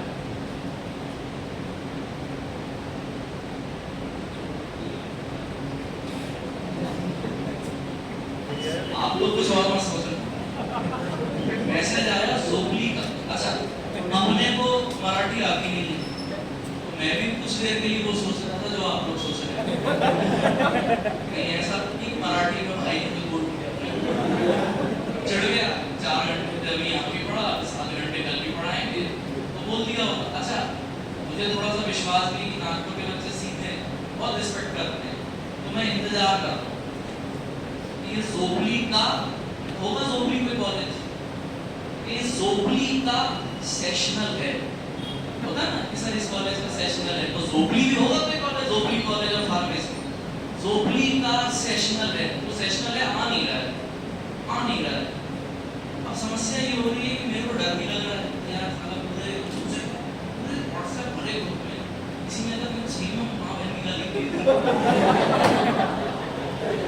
इज्जत नहीं पूरी तरीके से हमें वो गुस्सा भी आया, मैंने साला ये तो गड़बड़ बात है, ये कुछ तो गड़बड़ बात है। ये भी हो सकता है कि किसी दोस्त को उसने लिखा फिर वो साले ने मैसेज डाल दिया, दोबली का, दोबली वाले ने मैसेज डाल दिया, बोला है ना। अब भैया मैं इस पशु पेश में फिर मैंने डिसाइड किया, मैंने मराठी है बच्चों से पूछो इसका मतलब क्या, आप समझ रहे हो ना कितना बड़ा रिस्क लेके जा रहा हूँ। मैं बच्चों से पूछने वाला था, मराठी बच्चों से, बताओ दोबली क्या है। अच्छा, मैंने बताया था 110 बच्चे, उसमें लड़कियां कितनी थी? तो ये याद रहे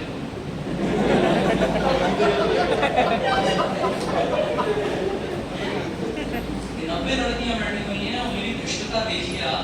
मैंने पूछ लिया बेटा ये जोबली का मतलब क्या होता है? पहले तो बहुत तगड़ा हाहाकार लगा, मतलब पूरी गूंज गई और मेरा मुंह एकदम लाल, शाम के मारे मेरी ऐसी कैसी हो गई। मैंने कहा आज तो बेटा कांड हो गया, गई इज्जत गई। मैं बच्चों को समझाता हूँ कि जैसे प्रोटीन के लिए उसका स्ट्रक्चर सब कुछ होता है, टीचर के लिए उसकी इमेज सब कुछ होती है, मैंने अपनी इमेज बहुत कष्ट कर दी। अच्छा, वहाँ पर मुझे एक तो नारी शक्ति समझ में आया और एक नारी के द्वारा किया गया इरिटेशन समझ में आया। इतनी खतरनाक और इरिटेटिंग, इतनी खतरनाक इरिटेटिंग बात लगती है, कुछ बात हो ना हो जबरदस्ती की बात कर, लड़के हंसेंगे, पार्टी में हो गया, हंसे गोली मिल गई, बस हो गया। ये जबरदस्ती है, कहीं यूं भी हो रहा है, कहीं यूं भी हो रहा है, कहीं ऐसे भी हो रहा है, ऐसा भी हो रहा है। मैंने कहा मैं इंतजार कर रहा हूँ, शराब में हमारे पानी पानी का ढक्कन कांपने लगे, लेडीज के सामने ऐसी बेइज्जती समझा भी नहीं। अब हुआ क्या, मैंने थोड़ा मैं इंतजार करा, कोई तो बताया मुझे, अपने हाँ सर, थोड़ा सा मैंने अपने आप को ब्रेक लगाया, बोलती हाँ सर, इसका मतलब होता है सुनो, सो गई क्या? मैं गलत तो नहीं कह रहा हूँ ना? उन्होंने कहा कि सर इसका मतलब होता है सो गई क्या? इस सीनियर को मैंने कहा था घर जाके रिवीजन करना जो पढ़ाया है, ये साला कहीं और ही रिवीजन कर रहा है।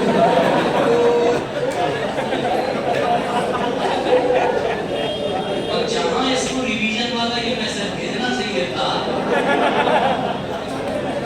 भाई साहब ने कहा भेज दिया व्हाट्सएप ग्रुप पे, हाँ साले हम ढूंढ रहे हैं, अभी क्लाइमेक्स बाकी है।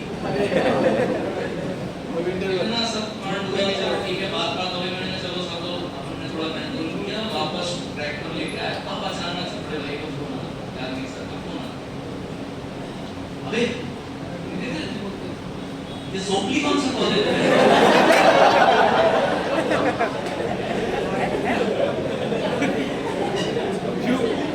मैंने सर तो थोड़ा सा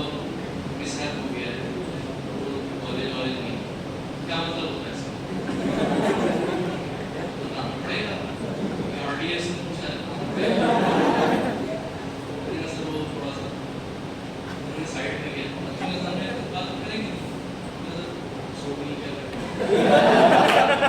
राजनीतिक सर का गुस्सा।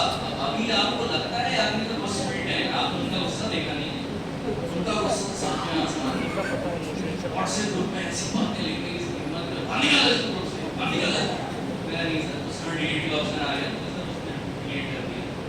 नहीं उसको बाहर निकालो, मतलब क्या हो गया सर, उतनी देर से गूगल पे सर्च करना जोपड़ी नाम की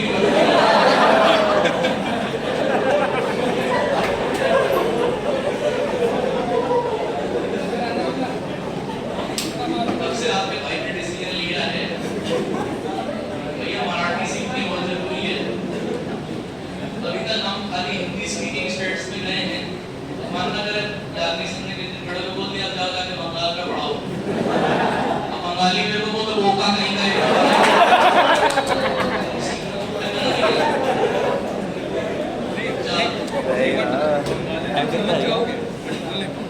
ऐसी बात है भाई। वो मैसेज कर रहा है किसी को सो गई क्या, ग्रुप था बॉयज का, अभी तो गुस्सा आ रही थी लड़की पर किसी से पूछे कि सो गई क्या, मतलब पढ़ाई की बातें चल रही हैं, तुम अगर किसी को मैसेज करोगे पढ़ाई तो करनी नहीं है।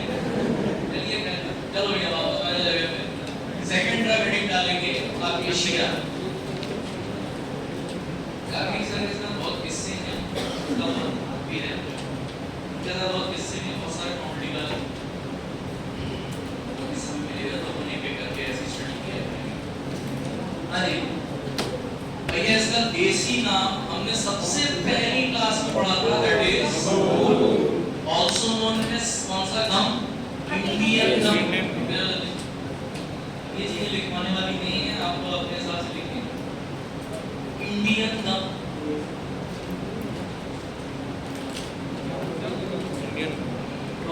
also known as Indian gum, Gamacacia।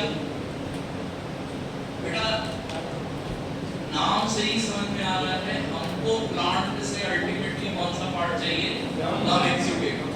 अब बेटा अगर गम एक्सुडेट आप यूज कर रहे हैं मतलब क्या इसका कोई प्रॉपर शेप स्ट्रक्चर होगा, क्या गोंद का कोई शेप होगा कि नहीं, क्या उसके अंदर जाइलम सेलुलर ऑर्गेनाइजेशन होगा, नहीं, मतलब ये कौन से टाइप की ड्रग होगी, अनऑर्गेनाइज्ड ड्रग।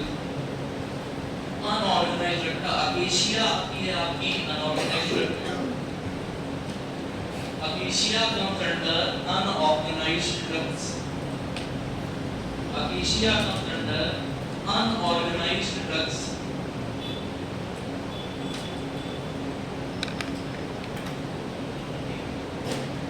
मॉर्फोलॉजी माइक्रोस्कोपी देखने की जरूरत नहीं है, अनऑर्गेनाइज्ड ड्रग की कभी माइक्रोस्कोपी नहीं देखी जाती। मॉर्फोलॉजी में एक क्वेश्चन बन सकता है, और ये जब आप लोग 5th सेमेस्टर में एलो पढ़ोगे तब भी आएगा, मैं एक साथ ही आपको बता रहा हूँ। तो ये गम्स राइट गम के टुकड़े होते हैं, राइट गम के जैसे इंक देखते हैं ना आप लोग, इंक कभी सॉलिड भी आती है, तो ये राइट गम के जो टुकड़े होते हैं इनको जो फ्रैक्चर करके देखा जाता है, इसको फ्रैक्चर स्टडी बुलाते हैं अपन। जब आप फ्रैक्चर करते हो तो इसका एक अलग पैटर्न निकल के आता है। कहा जाता है कि अकेशिया के खून के टुकड़ों का फ्रैक्चर ये होता है किस टाइप का, कॉन्कॉइडल। अकेशिया का जो गम होता है, राइट गम के जो पीसेस होते हैं, राइट गम के जो टुकड़े होते हैं उनको जब तोड़ा जाता है, फ्रैक्चर किया जाता है, तो जो पैटर्न निकल के आता है वो कॉन्कॉइडल पैटर्न का, कॉन्कॉइडल पैटर्न।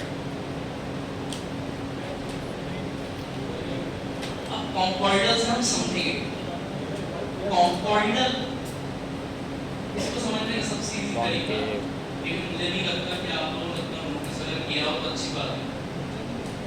एक पेपर वेट आया करते हैं वो कांच के भारी वाले जो गोल शेप में नहीं होते, ज्यादातर गवर्नमेंट ऑफिस में आपको ज्यादा मिलेगा, है ना, वो जो गोल पेपर वेट होता है ऐसा लगता है प्योर कांच के बने। और अगर आप मेरे स्टूडेंट हैं और बुराबादी दिमाग के हैं, मतलब आपने घर पे अगर वो आ गया तो आपको उसको तोड़ने की कुछ जरूरत नहीं, वो पूरी तरीके से टूटता तो है नहीं, लेकिन उसमें जो क्रैक आते हैं या आपने उसको जोर से थोड़ा उसका टुकड़ा बाहर निकल गया, अब जो वो गड्ढा बना हुआ डिवाइस बना है इम्पैक्ट की वजह से, उसको अगर आप छू के देखते तो वो है तो ग्लासी, लेकिन क्या उससे आप बाहर पड़ जाते, आपको कैसी फीलिंग आती है, फीलिंग कैसी आती है आपको? तो ऐसा फ्रैक्चर जो कि हो तो ग्लासी लेकिन फील करने में आपको कैसा लगे, स्मूथ। तो बेटा ऐसे फ्रैक्चर को हम कौन सा फ्रैक्चर बुलाते हैं? कॉन्कॉर्डल फ्रैक्चर। इस फ्रैक्चर को बुलाया जाता है कॉन्कॉर्डल फ्रैक्चर।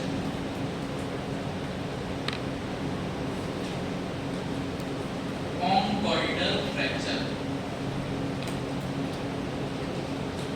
अगर वैसे मुझे नहीं लगता ये क्वेश्चन आएगा, अगर वो अपेचिया की ट्विग के बारे में, मतलब जो लीफ उसने होती है, तो वो कुछ इस तरीके से दिख रही है।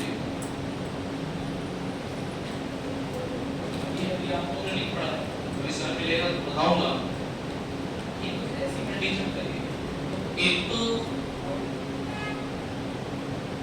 सिंपल लीफ हो गई आपके लिए, ये हुई सिंपल लीफ, कहीं ब्रेकेज नहीं है, कुछ नहीं है, बढ़िया मार्जिन है, आपको अच्छी दिखाई देगी। अगर मैं इसको यहाँ से ब्रेक कर दूं, मेरे पास कुछ इस तरह की कंडीशन आ जाएगी,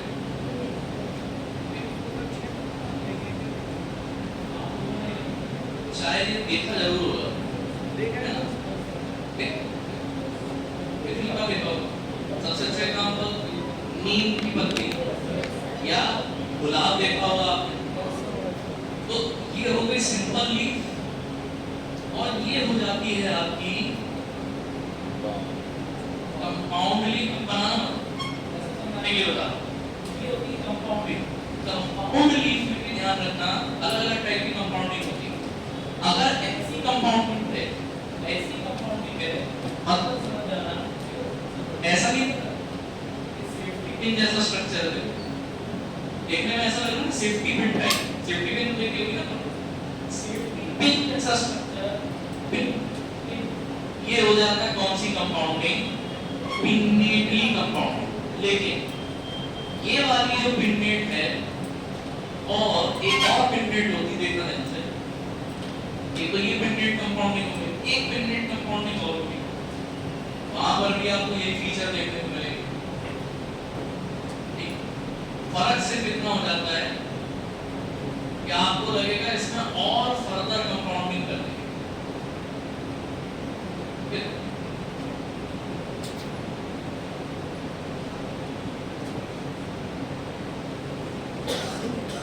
मतलब एक लेवल और ब्रेक कर दिया है।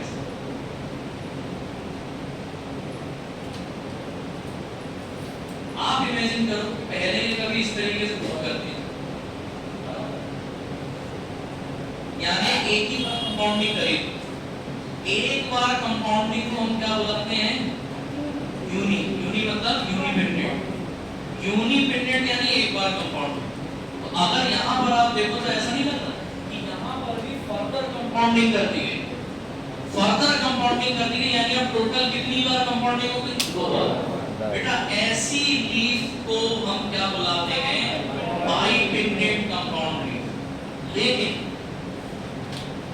अब यही बेसिक में, इससे बेसिक कुछ नहीं होता। एक तो ऐसी कंडीशन दिखेगी, एक कंडीशन और हो सकती है। अब रहेगा बाइपिन्नेट, रहेगा तो बाइपिन्नेट,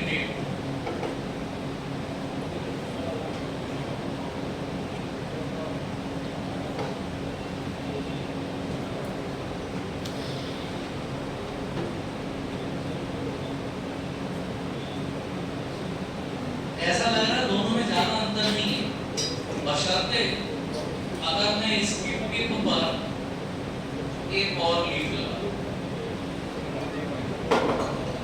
अगर मैं इसके ऊपर एक एक्स्ट्रा लीफ लगा देता हूं, अब मुझे ये बताइए, मुझे इवन नंबर ऑफ लीव्स कहां दिखेंगे? हर जगह आपको सिमेट्री दिखाई दे रही है, मतलब यहाँ दो, हर जगह आपको इवन। लेकिन अगर यहाँ आ जाओ देखो बॉर्ड, ये भी कैसा हो गया बॉर्ड, तो देखो बेटा है तो ये भी बाइपिन्नेट, है तो ये भी बाइपिन्नेट, है ये भी कंपाउंड लीफ। लेकिन अब यहाँ पर ध्यान रखना, दोनों बाइपिन्नेट को अगर तुम्हें डिफरेंशिएट करना है क्योंकि दोनों हैं तो अलग है बाइमेट्रिक, डिफरेंशिएट कैसे करूं? तो अगर इसमें ऑड नंबर ऑफ लीव्स, जैसे यहाँ पर 5 5 ये हो गई ऑड नंबर ऑफ लीव्स, और यहाँ अगर आप देखो ये हो गई 4 4 या 2 जो भी है, ये हो गई इवन नंबर ऑफ लीव्स।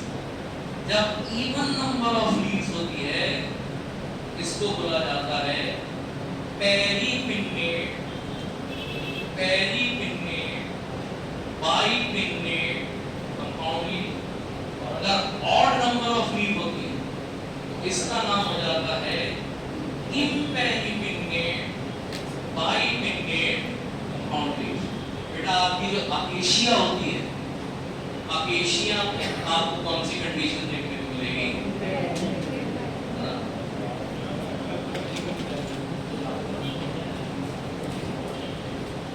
इसीलिए हमारा सोचना इस बार हमारा बेसिक नहीं हुआ है, जहां जिस चीज की जरूरत पड़ेगी तो बेसिक से उठाऊंगा।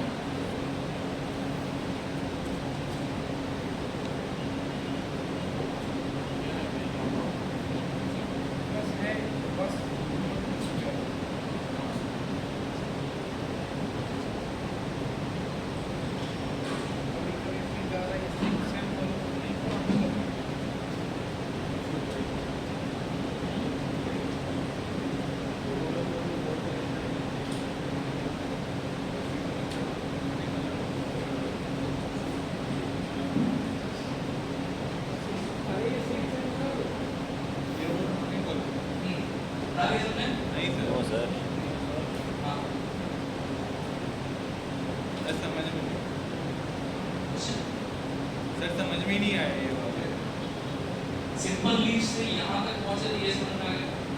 अब देखो एक बार कंपाउंडिंग अगर हुई है तो जिसको क्या बोला जाता है डिपेंडेंट। अगर आपने फर्दर इसकी कंपाउंड आप मान ही मत देखो, इसको देखो मान लो इंडिपेंडेंट है और इसको मैं यहाँ से तोड़ दूँ, मैं नेचर अगर तोड़ दूँ तो ऐसा नहीं लगेगा कि फर्दर ये तीन की जगह फर्दर कंपाउंडिंग जो कभी पहले क्या हुआ करती थी कंप्लीटली, यानी इस बार सेकंड टाइम तुमने कंपाउंडिंग करी। फर्स्ट टाइम कंपाउंडिंग तो यहाँ हो गई, सेकंड टाइम कंपाउंडिंग इधर हो गई। जब एक बार कंपाउंडिंग तो आपने क्या बोला यूनी, दो बार कंपाउंडिंग तो क्या बोला बाई। अब बेटा बाइपिन्नेट कंपाउंड अगर है उसमें मैं ये समझा रहा हूँ कि मान लीजिए यहाँ पर अगर आप देखोगे तो इवन नंबर ऑफ लीव, इधर अगर आप देखो तो 1 2 3 4 5 और 6, ये हो गई 6 यानी इवन रिपीट। सब जगह आपको इवन नंबर ही देखने को मिलेगा। ऐसी कंडीशन को हम क्या बुलाते हैं पेरीपिन्नेट। वहीं अगर यहाँ अगर आप देखो तो टोटल नंबर ऑफ लीव्स बस खाली ट्विल पे एक एक्स्ट्रा लीव लगा दें, टॉप पर एक एक्स्ट्रा लीव लगा दें तो ये हो जाएगी कैसी ऑड। और अगर ऑड हो गई तो आप पेरी की जगह क्या बोलोगे इम्पेरी। ये बोलो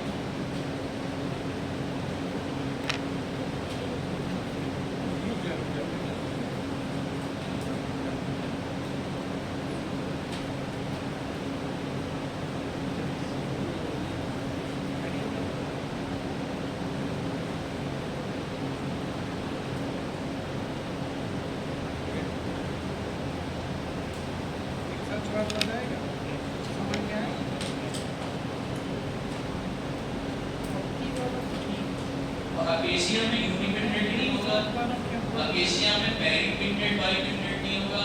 अकेशिया में आपको क्या मार्क करना है इम्पेरीपिन्नेट बाइपिन्नेट।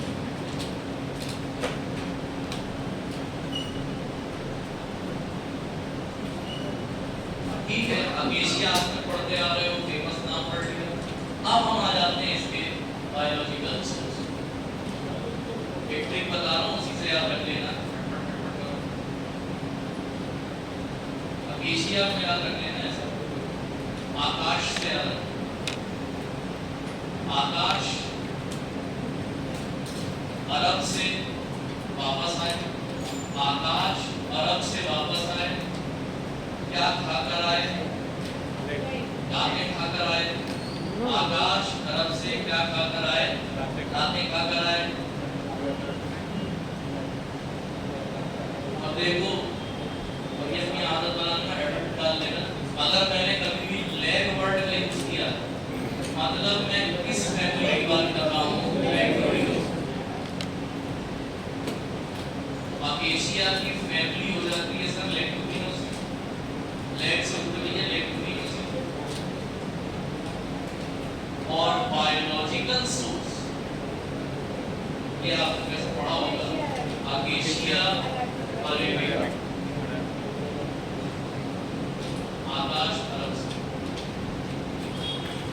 Acacia arabica belonging to family leguminosae, acacia arabica belonging to family Leguminosae.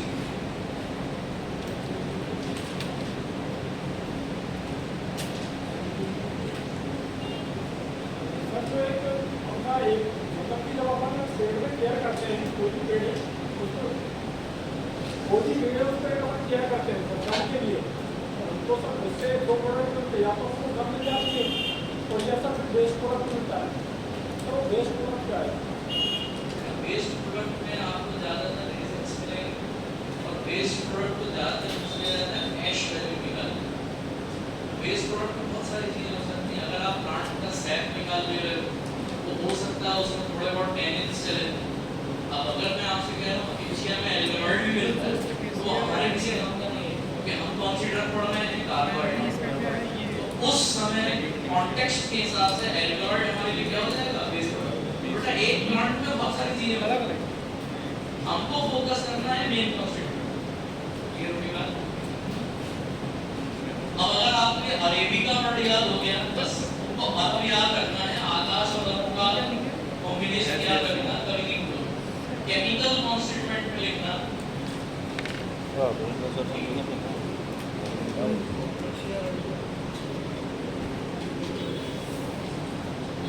Chemical constituent में लिखना। अरब से तुम्हें याद रखना है इसके अंदर एक सॉल्ट प्रेजेंट होता है, इसको बुलाया जाता है एरेबिक।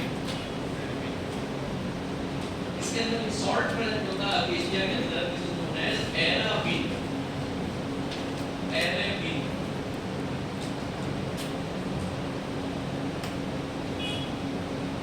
याद रखने का तरीका ऐसे याद रखना।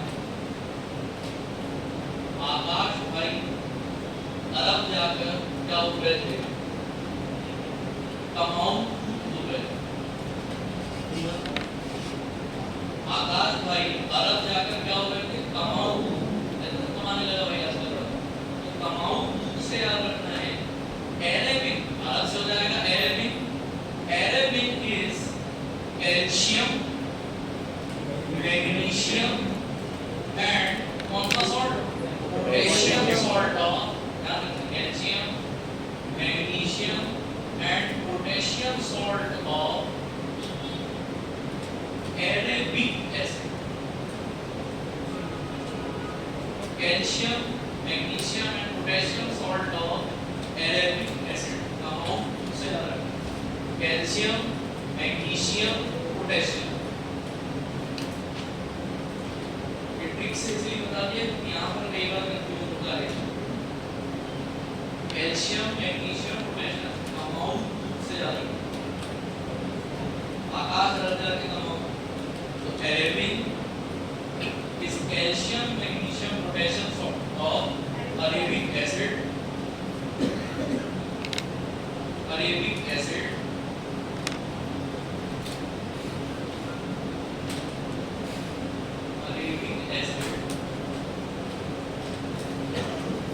which on further hydrolysis, अगर तुमने अरेबिक एसिड का दोबारा हाइड्रोलाइसिस करवाया, which on further hydrolysis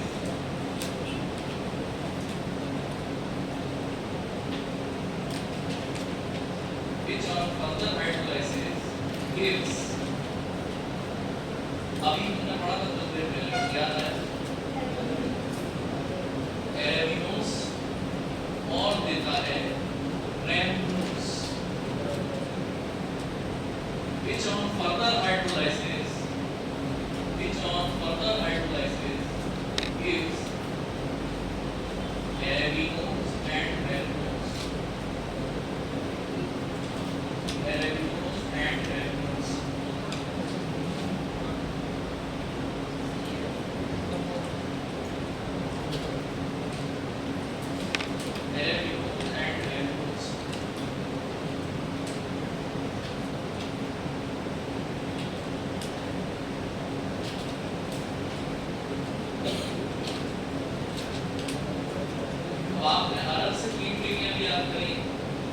biological सोच आपने पहले हमने पढ़ा था, आकाश अरब से आया था, क्या खा के आया था, लैंड्स खा के आया था। फिर हमने यहाँ पर लिखा कि अरब से या अरब जाकर वो क्या बन गया था, उससे कैल्शियम प्रोटीन हो गया। अब आपको याद रखना है, फिर से लास्ट ट्रिक हो गई आपकी, अरब से आकर भाई साहब क्या फरमा रहे थे, आराम फरमा रहे थे। अरब से आके आराम फरमा रहे थे, अरब से आके आराम फरमा रहे थे। और इसका सारा खेल इसी खेल में होता जाना, अरेबियन ही है असली चीज, सारी प्रॉपर्टीज की अरेबियन के कारण आती है। जैसे कुछ चीजें हैं थोड़ी सी फेमस है, उनको यहाँ पे जल्दी से बता दे रहा हूँ। तुम चाहे अरेबियन की रिएक्शन NaOH से कराओ या आप अरेबियन की रिएक्शन FeCl3 से कराइए, दोनों के केस में आपको कलर एक ही मिलेगा, कलर हो जाएगा खराब। ये हो गया केमिकल टेस्ट। केमिकल टेस्ट, दो केमिकल टेस्ट आपने पढ़ लिए, एक NaOH के साथ, दूसरा FeCl3, और दोनों के साथ पीला कलर दे रहा है।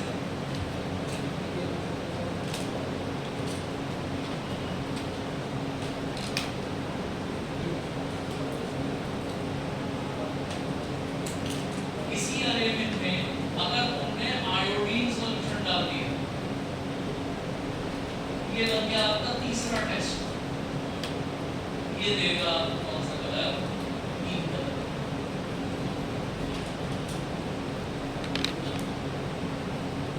उसी अरेबियन में तीनों टेस्ट बना लेगा, सबसे शॉर्ट टेस्ट है। पहला टेस्ट NaOH येलो कलर, दूसरा टेस्ट FeCl3 येलो कलर, तीसरा टेस्ट आयोडीन सॉल्यूशन कलर कैसा आ जाएगा, ग्रीन। ये तुम्हारा अकेशिया का काम खत्म। अब छोटी छोटी ड्रग्स हैं, सबसे बड़ी ड्रग थी, 5 मिनट हो जाएंगे, हेडिंग डाल लेना फटाक से, आधार।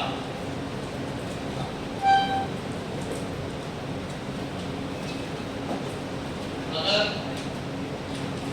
सुपर क्रिटिकल फ्लूइड पे क्वेश्चन आए पूरी फार्मेसी में, सुपर क्रिटिकल फ्लूइड पे क्वेश्चन आए, मतलब इस पे टिक लगाना है liquid carbon dioxide.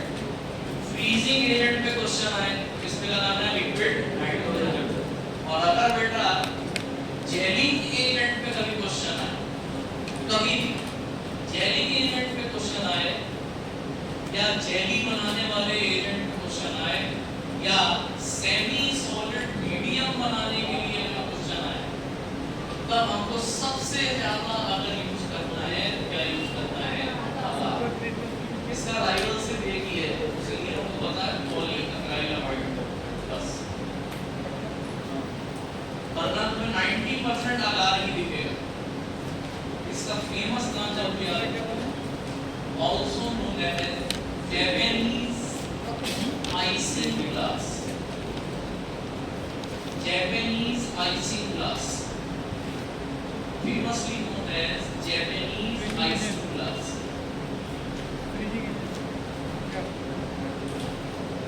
Japanese isinglass, इसकी सबसे बड़ी प्रॉपर्टी ही जेल फॉर्मेशन, तो उसी से याद रखना।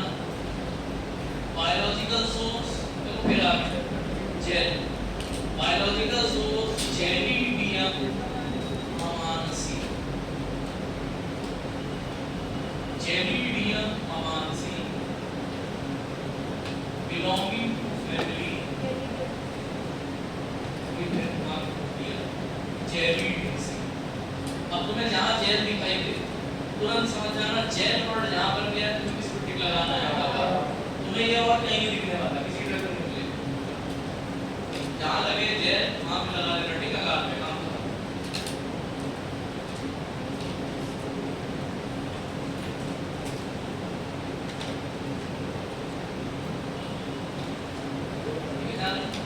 एलगे से मिलता है, एलगे मतलब काई, काई होती है बस, वही एलगे से वो भी अलग अलग वैरायटी होती है, रेड एलगे, ग्रीन एलगे, क्योंकि तुम एलगे याद रखना तुम्हारा काम हो जाएगा।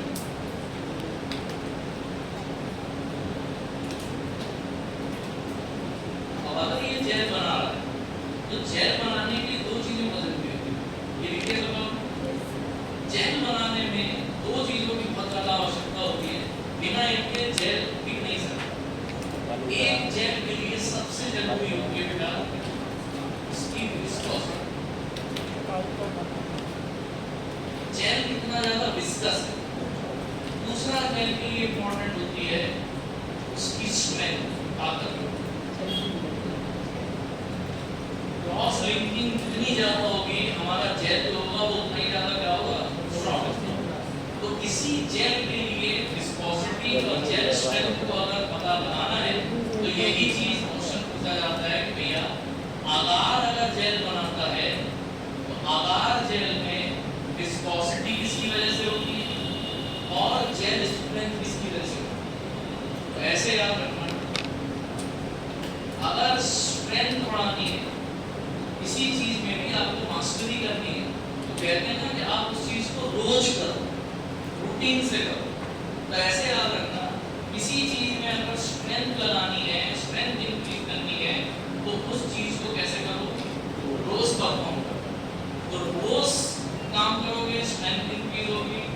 रोज से याद रख लेना agarose is responsible for gel strength of agar। इसका agar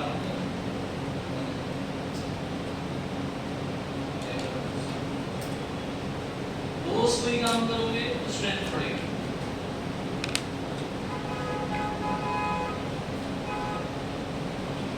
तो दो ही है, या तो पूछेगा एगारोज या वो पूछता है एगेरोपेक्टिन।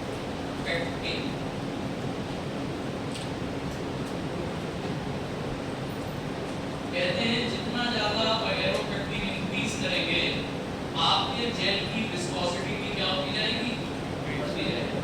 अब इसको समझने का सबसे तरीका, भैया दूध है, जब मान लीजिए आप सब्जी बना रहे हैं, दाल बना रहे हैं, दूध को आप उबालते चले जा रहे हैं, उनकी आंच में करके उबालते जा रहे हैं, उसके बाद दूध की क्या बन जाती है, रबड़ी। यानी अल्टीमेटली दूध की विस्कोसिटी कम नहीं बढ़ेगी, कब बढ़ी जब आप दूध को लगातार क्या कर रहे थे, पका रहे थे। मतलब आप लगातार पकाते रहेंगे तो अल्टीमेटली विस्कोसिटी बढ़ जाएगी। जैसे मैं अगर तुम्हें भी लगातार पकाता रहूं तो तुम्हारी विस्कोसिटी भी क्या हो जाएगी, मैं जो तुम्हारे को तीर मारूंगा वो वापस पलट के तुम्हारे गाढ़ेपन के कारण मेरे पास ही आ जाना है। ठीक, विस्कोसिटी इंक्रीज करनी है, गाढ़ापन इंक्रीज करना है तो आपको चीजों को पकाना पड़ेगा। पकाने से याद रख लेना एगेरोपेक्टिन। आगे समझे, इसका एक ही टेस्ट है, ये रुथीनियम रेड के साथ पिंक कलर देगा। अगर रुथीनियम रेड अब का लिख रहा है pink colour, agar with ruthenium red gives pink color। ruthenium red dye होगी, white orange, phenolphthalein, ऐसी एक dye होगी।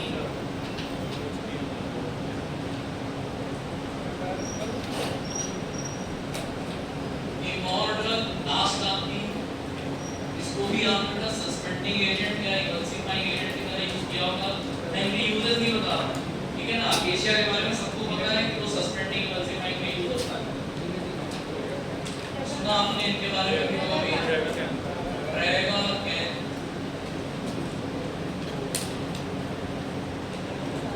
रहेगा क्या, ये भी गवर्नमेंट स्टूडेंट हो गया आपका। रहेगा को उठा के नीचे बना देना, रहेगा को उठा के नीचे बना देंगे, बायोलॉजिकल सोर्स बना दिया जाएगा। एस्ट्रागैलस, तो सबको पता है कि डॉम रहेगा क्या होता है, तो नाम क्या हो गया, डॉमिफर। एस्ट्रागैलस बायोलॉजिकल सोर्स, एस्ट्रागैलस डॉमिफर बायोलॉजिकल सोर्स। इसकी फैमिली वही होती है जो एशिया में फैमिली आपने पढ़ी। आकाश अरब से क्या खा के वापस आया था? अल्लाह। बिलोंगिंग टू फैमिली लेकिन भी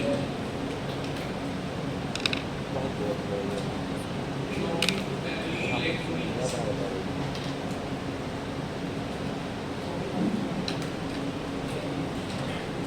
रहेगा कैन में वो कहाँ से क्वेश्चन पूछेंगे? लिखिए सबने। बट रहेगा कैन में वो क्वेश्चन आपसे पूछते हैं अभी केमिकल कॉन्स्टिट्यूएंट का अलग। इसके दो पार्ट होते हैं। एक होता है water soluble part,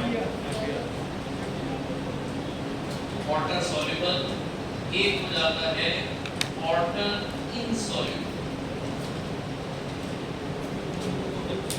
water soluble part, water insoluble part, ये होता है सिर्फ 10 से 15%। ये होगा कम से कम नहीं तो 70 to 80%।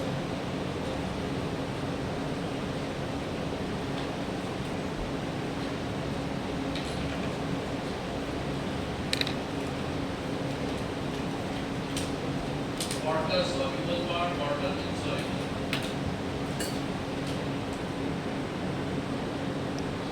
वाटर सॉल्युबल पार्ट का नाम याद रखना। इसको बुलाया जाता है tragacanthin. Water soluble part also known as ट्रैगाकैंथिन।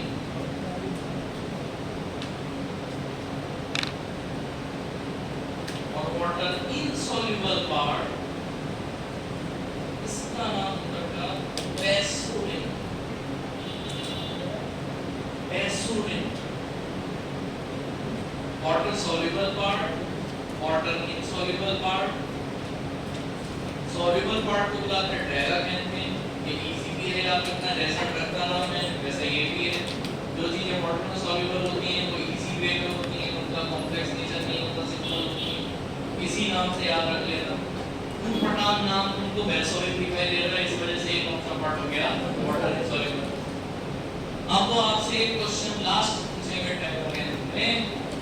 ये बताओ ट्रैगाकैंथ के गम को अगर वाटर में डाला जाए या पाउडर को वाटर में डाला जाए तो ये स्वेल करना स्टार्ट करे और वाटर की भी या सॉल्यूशन की भी विस्कोसिटी को इंक्रीज करेगा। ट्रैगाकैंथ भी एक तरीके से विस्कोसिटी बढ़ाता है। तो आपसे क्वेश्चन ये और ये मोस्ट टाइम की पार्ट है, याद रखना। ट्रैगाकैंथ की विस्कोसिटी, ट्रैगाकैंथ की विस्कोसिटी ये होती है due to presence of methoxy groups।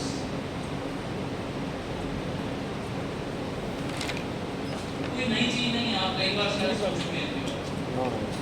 methoxy group, ट्रैगाकैंथ की विस्कोसिटी होती है ड्यू टू methoxy। और सुनने में आपको लगेगा कि ये बहुत ही सिंपल सी चीज है, लेकिन ये कई बार क्वेश्चन पूछा जाता है। तो आपसे एक पूछना है ट्रैगाकैंथ की विस्कोसिटी का रीजन क्या है? डायरेक्ट आंसर किसको बता देना। जैसे आपने बेटा आधार के लिए पढ़ा था, जैसे आपने कोई चीज आपको ट्रैगाकैंथ के लिए पढ़नी है और वही चीज एक आपने इसका भी नाम सुना होगा, सब बोल अभी आपके सिलेबस में नहीं है लेकिन मैं बता देता हूँ।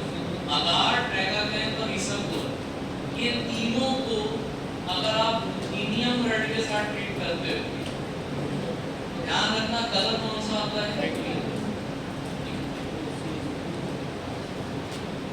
आपने तीन ही ड्रग याद रखना, आधार, ट्रैगाकैंथ और इसबगोल, क्योंकि ये कई बार पूछ चुका है। रुथेनियम रेड से क्वेश्चन दे देते हो वो फंसाता क्या है?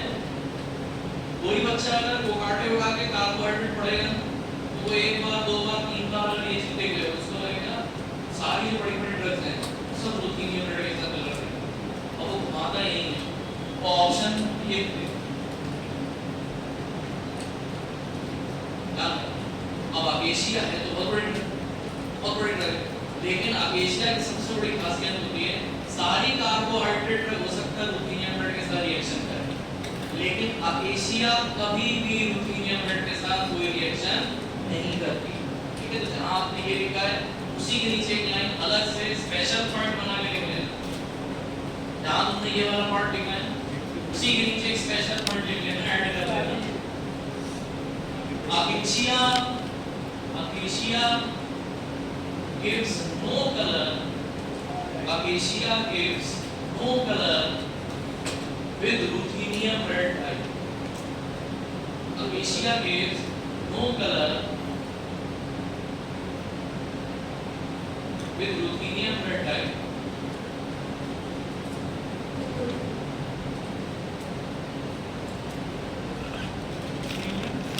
With ruthenium red dye.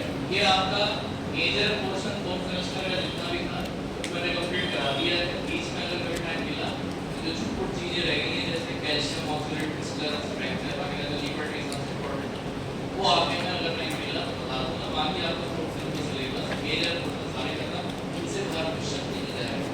कहीं कोई दिक्कत आए, कहीं कोई परेशानी आए, ये मेरा व्हाट्सएप नंबर है, कुछ नोट्स आपके ग्रुप में भेजूंगा, उसको थोड़ा सा पढ़ लेना, शॉर्ट हैंड हो गया तो देख लेना, आपका काम हो जाएगा।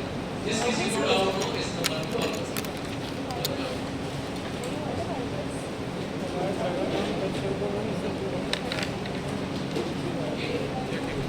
व्हाट्सएप में आप भेज देना, फोटो खींच के भेज देना, वीडियो कॉल भी कर लेना। बैंक कार्ड का नंबर है 934059 कितने पर आए टेक्निकल हो ये नहीं फोटो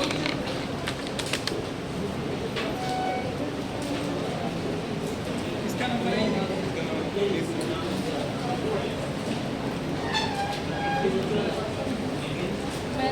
मेरा इन सोर्स यूज कुछ तो नहीं पड़ा है।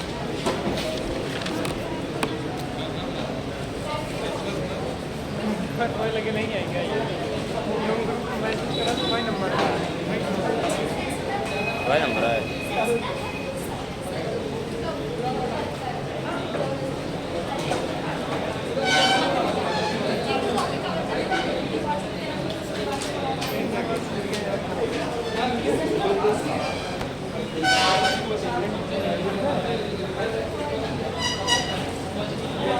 बहुत सर्च किया रूम में जाकर देखा ज़्यादा जुड़े फॉर्म फिर मांगा